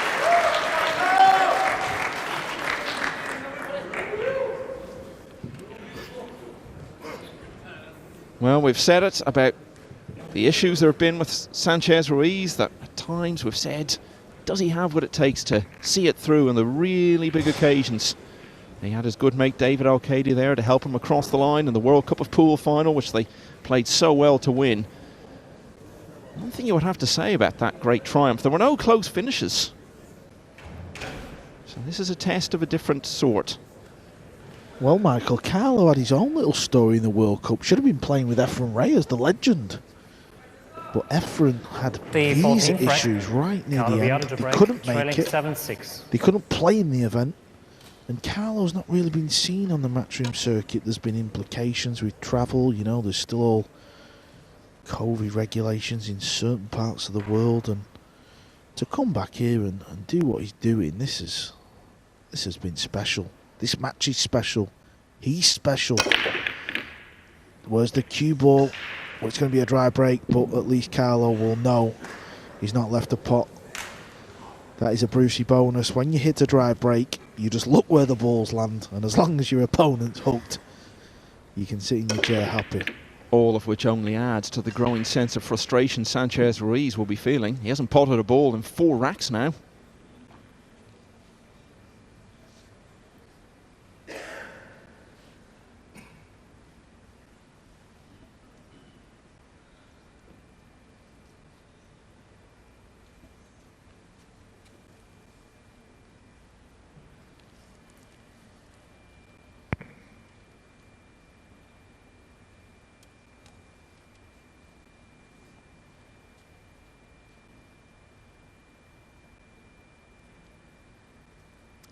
Where do you roll the cue ball? You can't roll Push out over to cold. the left because you'll leave a pot. I think he's going to try and tie the 5 up, is it? Play off it thin. Carlo, it's your option. Yep, not a bad effort. Sometimes the players, they look for things like that.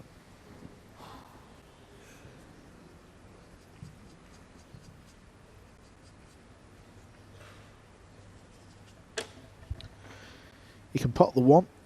We know that. Cue ball's running forward. It's not going to be on the 2. He's playing the shot though, so he's spotted something.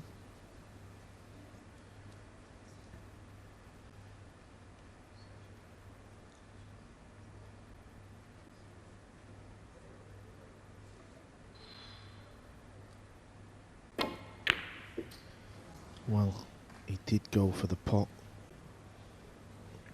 And he's got away with one there. He has got away with one there. Fortune has favoured him a couple of times now in this massively important rack. And this is just adding to the drama, isn't it, Michael? This is just part of the game. This is where the tension, this is where it all builds up from. Things like Extension, this. please. Well, with a format like we've had this week, when it starts off the first few days, it's just an endless cacophony of noise, just balls clicking and being potted and being racked everywhere you look. And then you get down to this final day, only 1 table left, and everything suddenly goes very, very quiet. Punctuated only by the cheers, which have increasingly been ringing out for Carlo Biado over the last 20 minutes or so.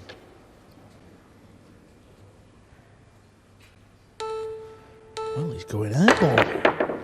He's going airborne. What a shot Francisco has pulled out there. That will be going viral.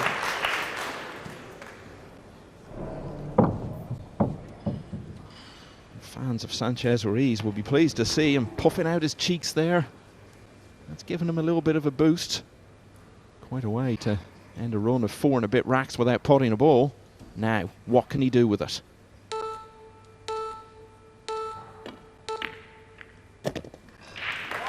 Oh, that's another good shot. And he's developed that purple 5 that he initially tied up at the beginning of the rack. He's had to sit and watch Carlo win the last 4 racks. He's come with a jump bank from nowhere. A tricky pot in the side. This is the type of shot you can miss though. He needs to stay still. He's known to move his body a little bit on shots. Oh, he's feeling good here. This is phenomenal. What a response this has been. And what a change in his whole demeanour. He looks completely re-energised in the space of a couple of shots. You've got to pull out shots like that at times if you're going to win these big titles. But just as important really is when you then find yourself in positions like this.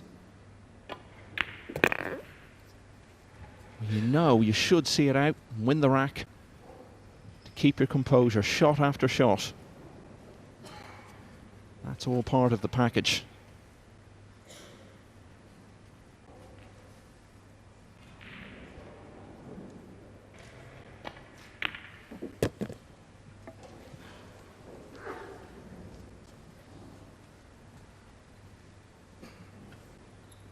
He was in all kinds of problems, Michael. Carlo went for the pot, missed it, got lucky, and if you could have took a picture at the start of this rack, you would not think he would have cleared the table, would you? Well, when we went to the last break, I saw him walking out of the arena to go and compose himself, and he had a very concerned look on his face. As I said, there's a particular kind of pressure which comes with suddenly facing the prospect of not winning a match that you should have done. Sanchez is a unique player, isn't he? He makes you feel on edge. The 7 ball took a bit of a wobble. I think that may even have helped him a bit, because I saw him have a little smile. All helps to break the tension that's been building up. But after 4 racks without potting the ball, what a turnaround from Sanchez Ruiz. One of the shots of the tournament to get him off and running. Followed that with a tricky pot into the side pocket, and from there it was a matter of getting the business done. And that is perhaps the most significant rack we've seen here all week, because this was slipping away from him. He hasn't won it yet, not by any.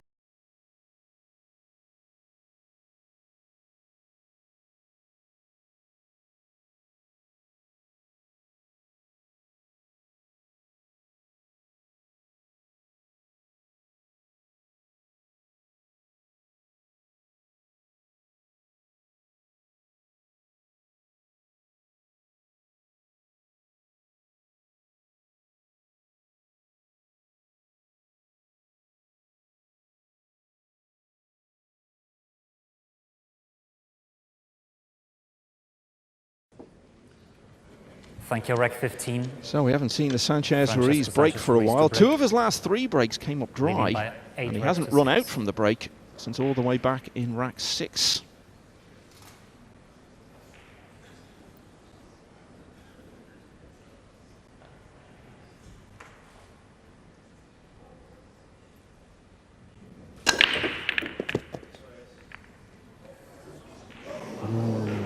That nasty little flick nearly sent the cue ball in the pocket. It stayed up. It's okay.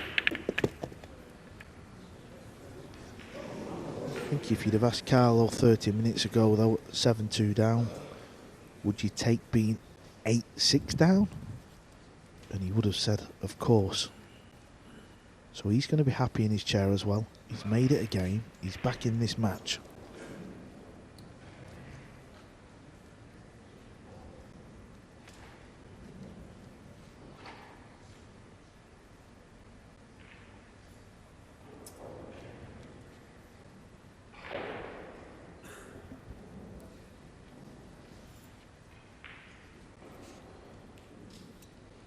Yeah, it's just looking at both sides of the 2, just seeing where he can roll the 2 and where the cue ball's going to go. Called.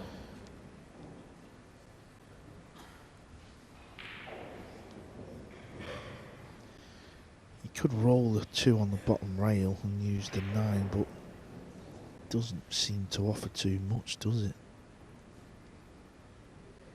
And it's not easy to judge the speed of that shot. If he bumps the 2 into the 7, tries to get the cue ball behind the 5, that's no guarantee. I think he's chipping off it thin, trying to use the 7 ball. Yeah, he will have known it's not easy to get the hook, but he's just trying to stay relevant in the rack.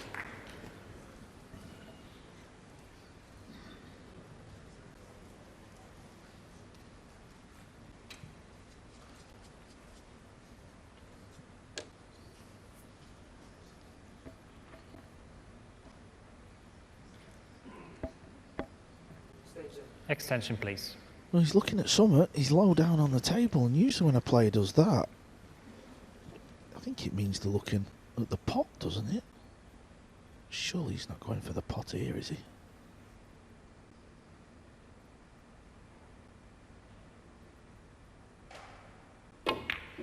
Well, he has gone for the pot. I'll tell you what, if the cue ball holds up, that is scandalous. That is absolute scandalous. What a shot he's played there. Well, we saw a contender for shot of the week from Sanchez Ruiz in the previous rack. And this has got to be in there as well. That's just the audacity to take the shot on. He needs a slap, man.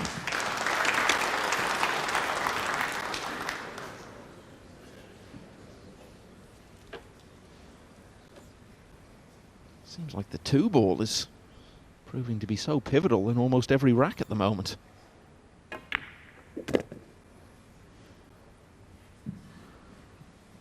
There's not a chance when Francisco played to safety. He will have known he's not guaranteed to get the hook, but there's no way he would have thought Carlo's going to take on the pot. These last 2 racks, Michael, they've been sensational.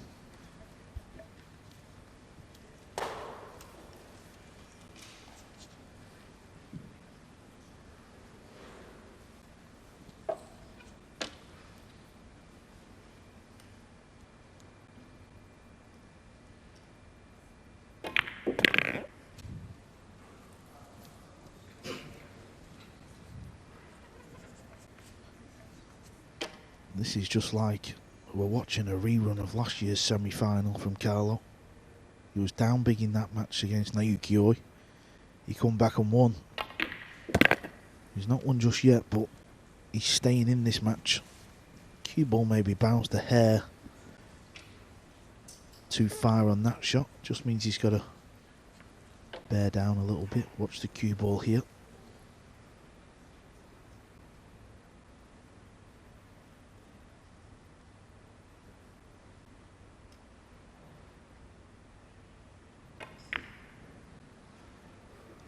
Oh, but he's missed the 8. It was all caused because the previous shot, it bounced off a little bit too much. Maybe he should have gone a couple of rails. He decided to try and float it in. Well, from 2-1 down, he lost 5 of the next 6 racks. Came charging back, was 2 balls away from responding by winning 5 of the next 6. But it's a match of big moments so far, and that could be the biggest of them all. Because just when it looked as though Biado was going to be coming out to play the next rack and draw level for the first time since he lost the opener, he missed the 8. Sanchez Ruiz potted it and has added the 9. He's 3 clear once again and closing in on a place in the final for the very first time. It's 9-6. Have to put those events of the previous rack out of his mind here. All assuming, of course, Sanchez Ruiz gives him a chance. No break and run for the man from Spain since rack 6. What would he give for one now?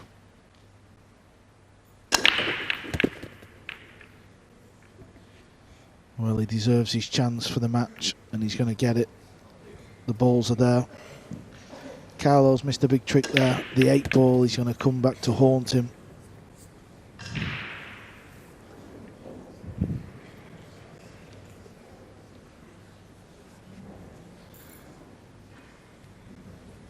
It's been such a story of facial expressions and body language. Biado looked all over the place, weighed down by the potential history of retaining the title early on in the match. And then once he got a couple of racks together, he looked completely energised, and Sanchez Ruiz looked as though he was feeling a bit panicky. And then he pulled out a great pot when he needed it most to reassert control of the match. Within a couple of shots, he looked a different player. And now, after the events of rack 15, it's Biado sitting there looking absolutely crestfallen. Sanchez Ruiz knows what's on the line here. Just 2 more racks needed. And a reminder, he will go top of the standings in terms of the world rankings if he gets through to the final. Yeah, what a timely break and run this is going to be to get yourself on the hill. Looked like Carlo was going to pull to just 1 behind, and then literally just 10 minutes later, it looks like he's going to need the last 5 racks of the match. The 8 ball miss was, well, it's going to prove to be just so costly, you feel. Can't afford to miss them type of shots.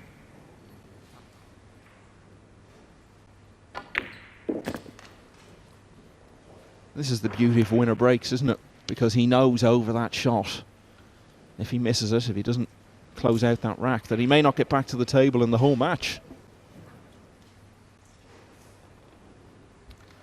Yeah, I just feel like with the winner break, it offers up. It always offers up that little bit of drama.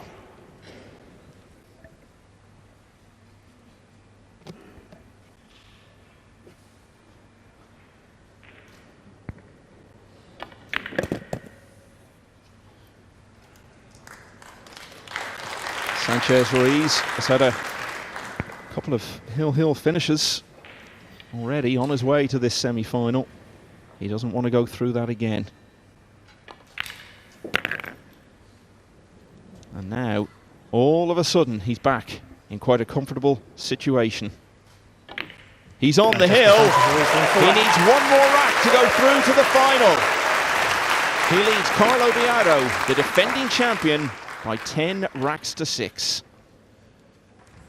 He won't have done, of course, Carl, but Biado is sitting there looking like someone who's almost accepting defeat now. Like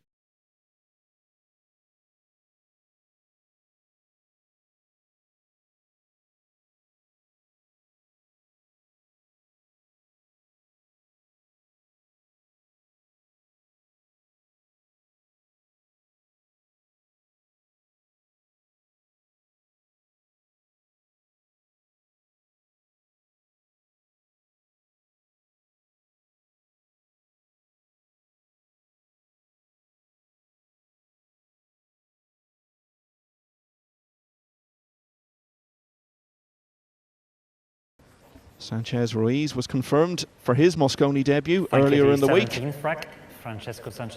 ever since then, everything has been about trying to win the US Open, the biggest title of his career, just about the biggest there is in the sport. One more rack would put him within one win of achieving just that.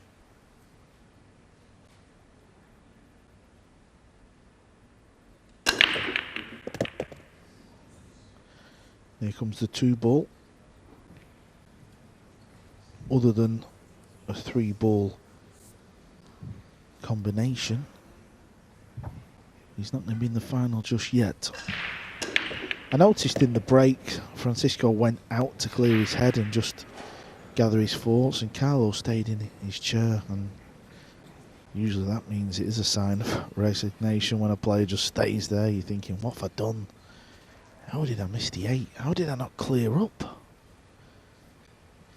And it was after that big shot on the 2-ball as well. Safety shot coming up. Trying to get the cue ball in behind the 9 as well.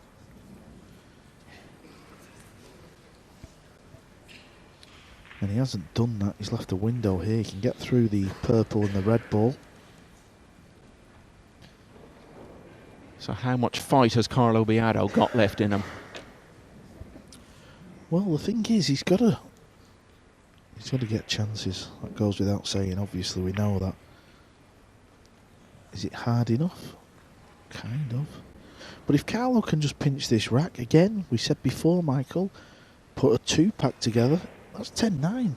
You know, realistically, Francisco could lose this match. We know he can lose without even having a shot because it's winner breaks. But the break's a little tougher now. That's the reason we've implemented that, to try and stop things like that happening. But just a missed ball or something, and we could be hill easy. Where's the cue ball? It's the wrong line. Chance for Biado. Not easy, but it's a chance.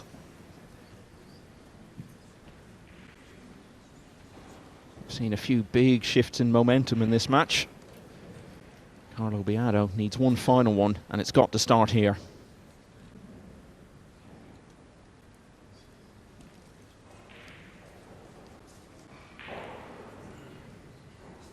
Extension, please.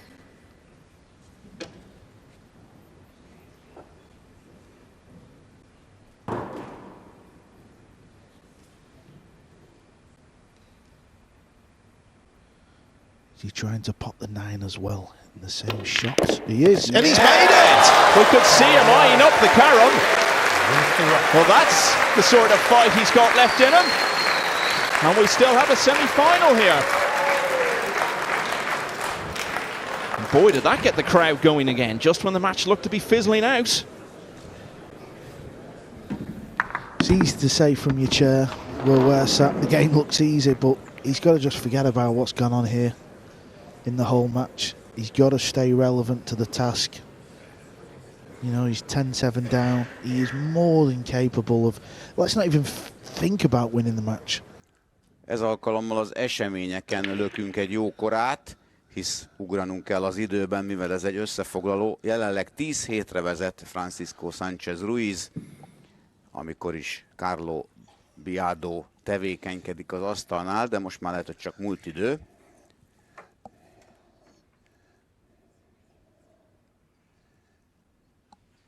Igen, nem esett neki golyó. Jöhet tehát Sanchez Ruiz.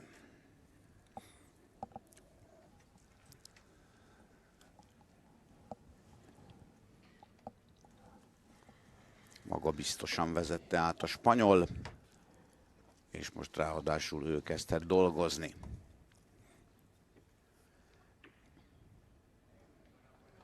Ez ugye csak egy safety-t tudott-e pillanatban megvalósítani, de hát ugye már csak egyetlen egy rek kéne neki a döntőbe jutáshoz.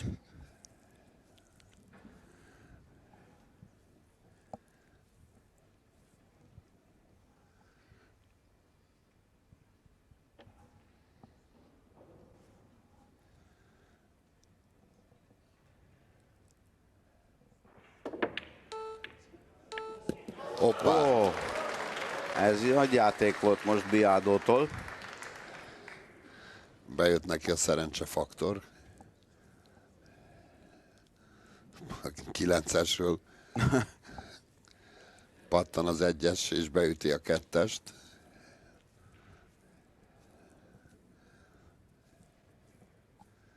Ugye Biadónak most már mindent be kell vetnie, még le kell patkálnia a szerencsével is. Fortunával? Fortunával, meg minden egyéb tényezővel, hisz innen megfordítani az már nagyon komoly lenne. Ugye a 30 éves spanyol idén játszott a UK Open-en egy döntőt. Kikapott Joshua Fillertől 13 hétre.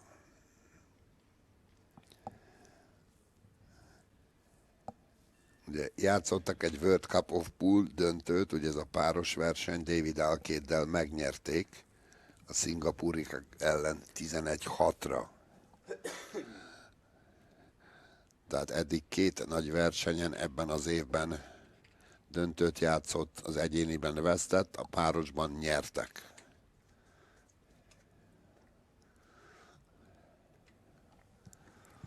És gyakorlatilag US Open-en egy döntő. Ez a második legfontosabb 9-es verseny, ami a játékosok életében létezik.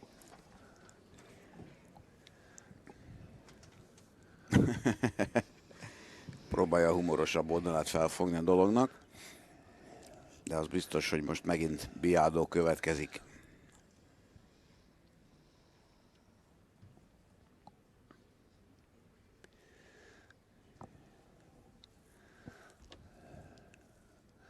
Ott van David Alcade.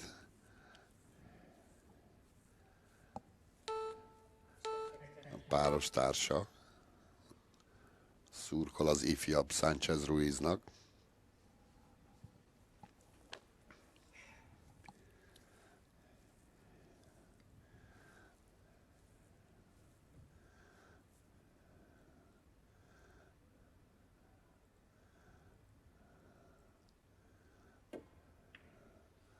Az jó. Azt nézd meg, hú, és nem akad a 3-asban.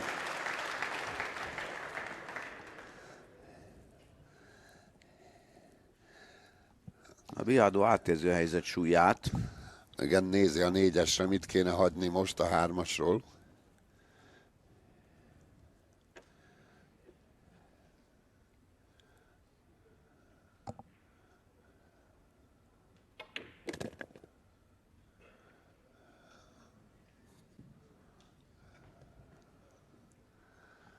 Igen, nem akart elakadni, mutatta, hogy pattan és tovább gurul a zöld mögött.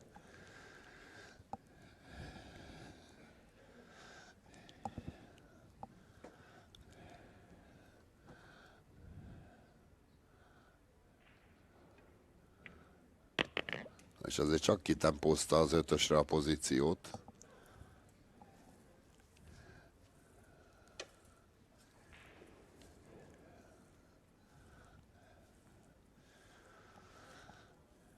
Volt 6-2, 8-4 Sanchez Ruiznak, tehát 4 rekkel is vezetett. Most is vezet 3-mal.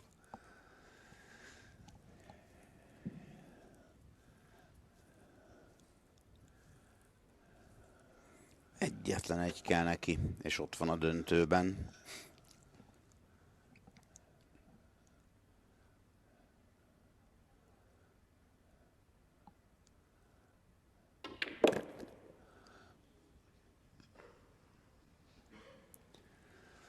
De úgy tűnik, Biadónak jó idegrendszere van. Nem nyomja agyon ez az állás. Oda kéne mennie valahogy a breakboxba. Fehérrel. Picit lassú. Igen, nem szabad hozzáérni a 9-eshez. De ha be tudja így is lökni, akkor... Bár bizám.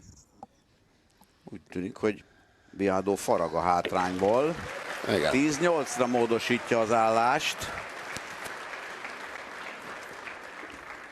Próbálja még visszahozni. Vagy legalábbis izgalmassá tenni itt a végjátékot. De hát biztos vagyok benne, hogy Biado még nem tett le arról, hogy ismét a döntőbe verekedje magát. És ugye most ő kezdheti a következőt.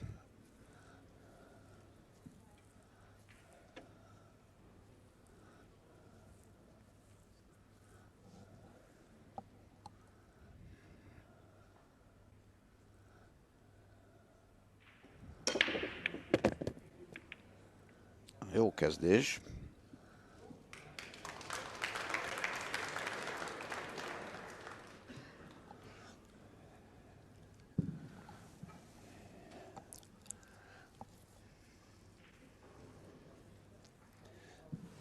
A sárga és a rózsa ugye esett. Ó, és hol áll a 7-es? Jobb oldali középső lyuknál rajta a falon.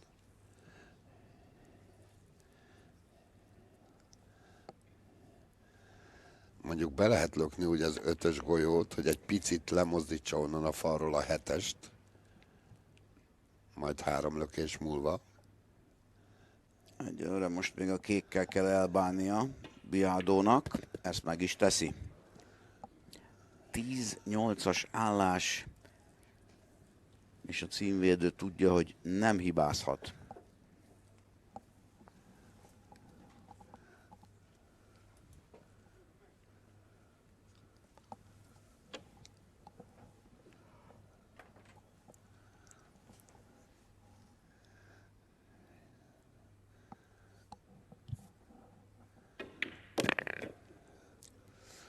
Na nézzük, most jön az a kritikus lökés.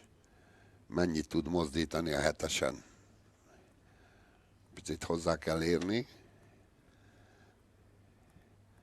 hogy legalább egy golyónyival följebb menjen. És persze egy kicsit eltávolodjon a faltól a 7-es. Ez tehát most egy nagyon fontos lökés. Mert itt láthatjuk, középre azt nem lehet belökni. Picit mozdított rajta. Igen, de keveset. És már is gondolkodik, hogy azt a jobb fölsőbe hogy lehet belökni. Nagyon fehér esés, veszélyes ez a szituáció.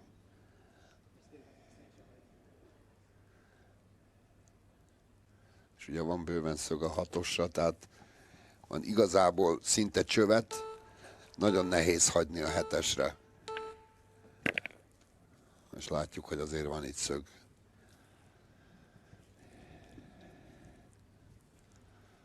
Hát nincs mese Biadónak, azt is be kell lökni.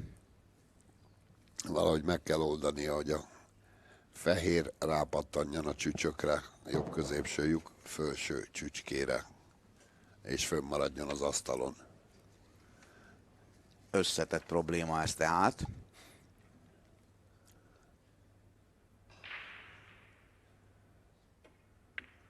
És megoldja. Aj, de szép. Ez Van nagyon is nagy ünneplés. lökés. Ez nagyon nagy lökés volt. Könnyen lehet, hogy ennek következtében életben tartja reményeit Carlo Biado. Még rendet tesz az asztalon.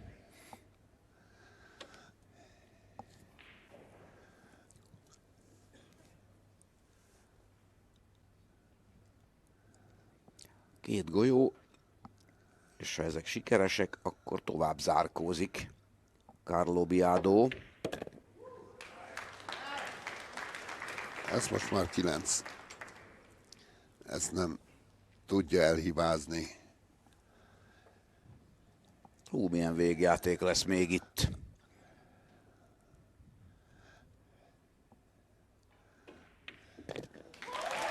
Gyönyörű.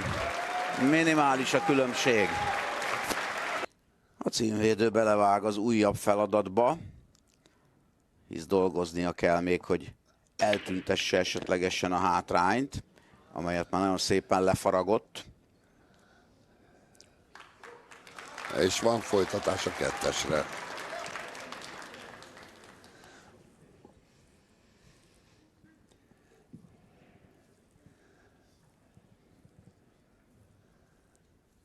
Hát reális esélye van, hogy végig nyomja.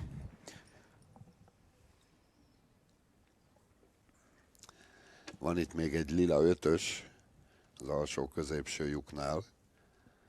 Egy picivel jobb pozícióban, mint az előző öregben a 7-es.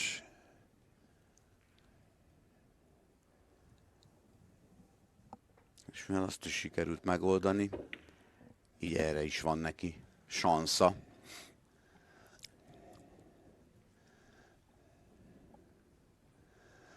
Hát elég kiélezett, elég elődöntőnek tűnik ez.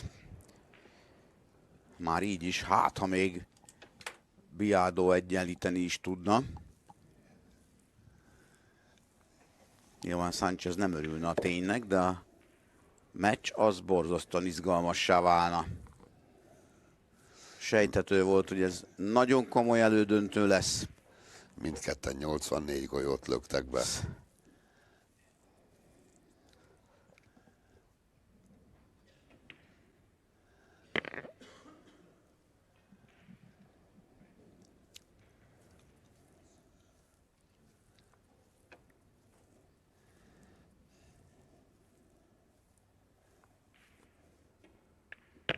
Szép.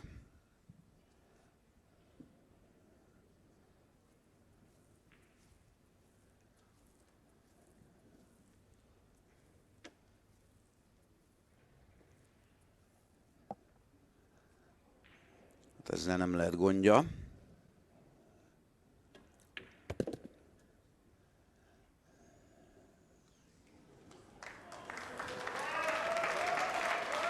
Azt is jól pozícionálta.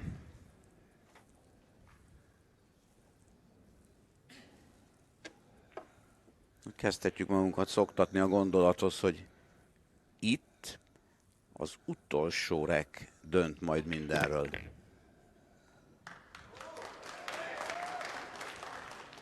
A 21. lehet a nyerő.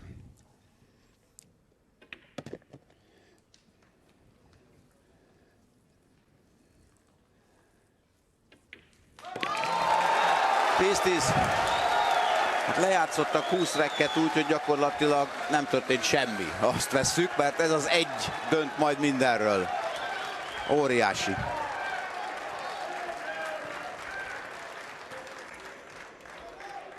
Jó idegrendszere van a címvédőnek.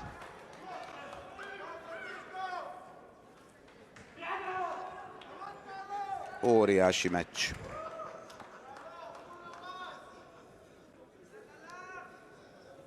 És Carlo Biado kezdhet, miután ivott egy kicsit. Mondjuk sokat számít az, ugye Carlo Biado egy golfkocsi sofőr volt, egy légibázison, úgymond a golfozóknak dolgozott. És ott ismerkedett meg a poolbiliárddal, abba hagyta az iskoláit, és elment pénzben poolozni. És amikor a létfenntartásért játszol, tehát nem dolgozol, hanem amit poolból nyersz, és abból a pénzből élsz, az nagyon jó tanoda. Az ilyen esetekben, igen, ilyen esetekben az nagyon jó, hogy tudják koncentrálni ugye a pénzjátéknál. Ez az egy dönt tehát mindenről. És nézd meg, hová áll a kettes. 3 golyó is beesik. 1-3-6.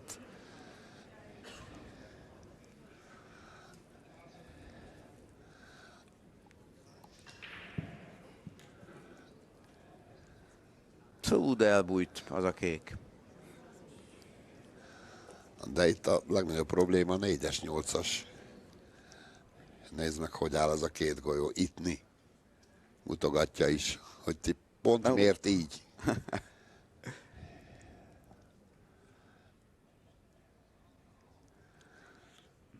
Gyakorlatilag az a 4-es, akárhova is tehetnéd kézzel a fehér golyót, sehova se lökhető be. Egyenes vonalban. Na most mit tud csinálni a kékkel? Valószínűleg csak safety lesz belőle. És a csücsök Biado ellen van. Kipattan a 7-es mögül, és ott maradt a 2-es Sanchez Ruiznak.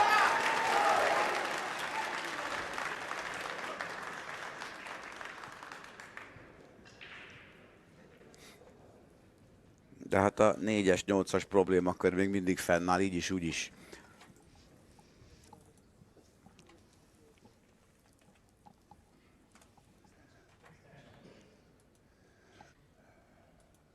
Hát egy nem mindennapi mérkőzés, nem mindennapi utolsó rekje ez.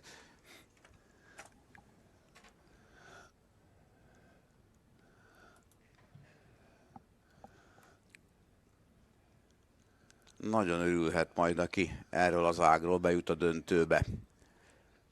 Óriási meccs.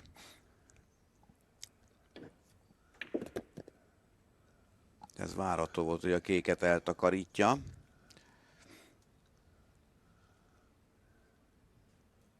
No most milyen megoldási terv fogan meg Sanchez Ruiz fejében? Egyébként ez a légibázis, ez a Villamor Airbase volt. Fülöp-szigeteki. Ott tevékenykedett Biado? Hát ott hát nyilván egy légibázisnál ugye volt ez a golfpálya, ahol golfkocsit vezetett. Jó safety-nek tűnik.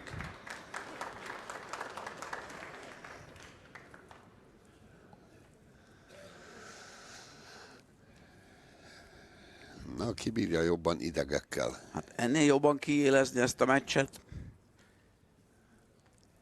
Már nem nagyon lehet.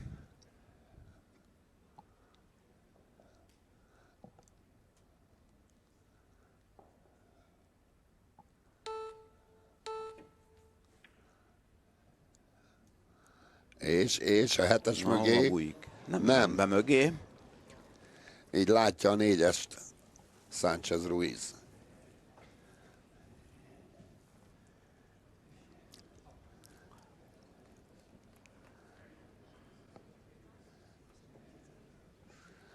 Az lett volna nagyon meleg, ha bebújik a fehér a 7-es mögé, és nem lenne ez a lökése a spanyolnak. Megáll a 9-es mögött a 4-es. Fú. Milyen tempót lökött Sanchez Ruiz. Borzasztó kiélezett helyzet.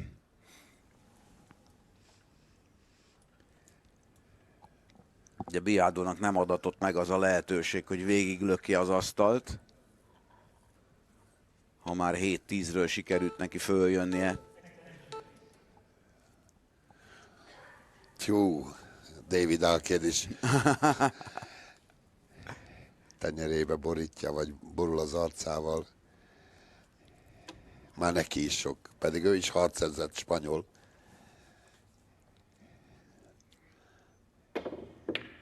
Hoppá! Ó, és az így nagyon erős volt. Miért lökött ilyen erőset? Carlo Biado indulót hagyott. Ez a arcmozdulat, vagy ez a grimasz, ez egy lemondó grimasz volt. Ott hagytam.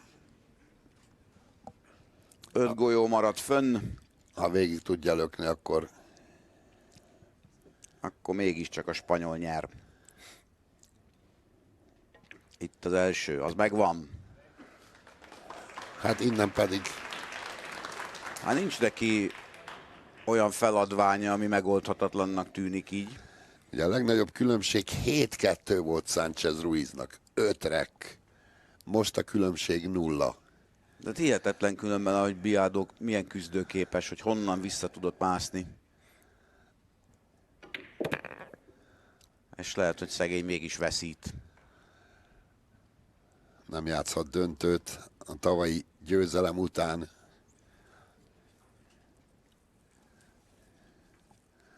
Sanchez Ruiz meg fölmászhat a világranglista tetejére.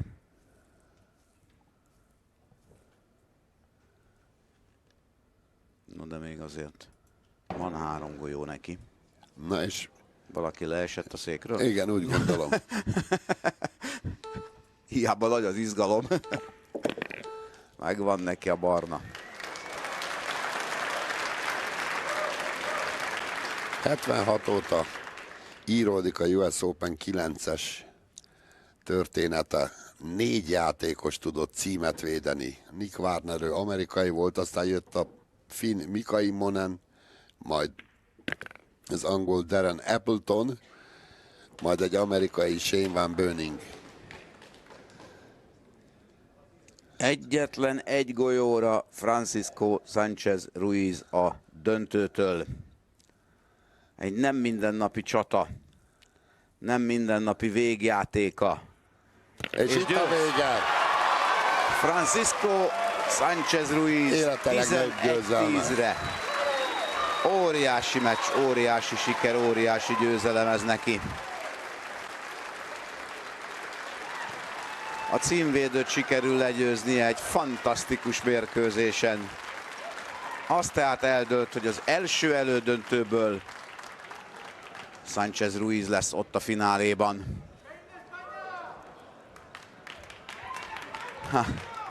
Nem hiszi el. Mostanra köszönjük a figyelmüket. Természetesen a verseny további eseményeit még megpróbáljuk majd önök elé tárni. Köszönjük a figyelmet, viszlát addig is. Viszhal.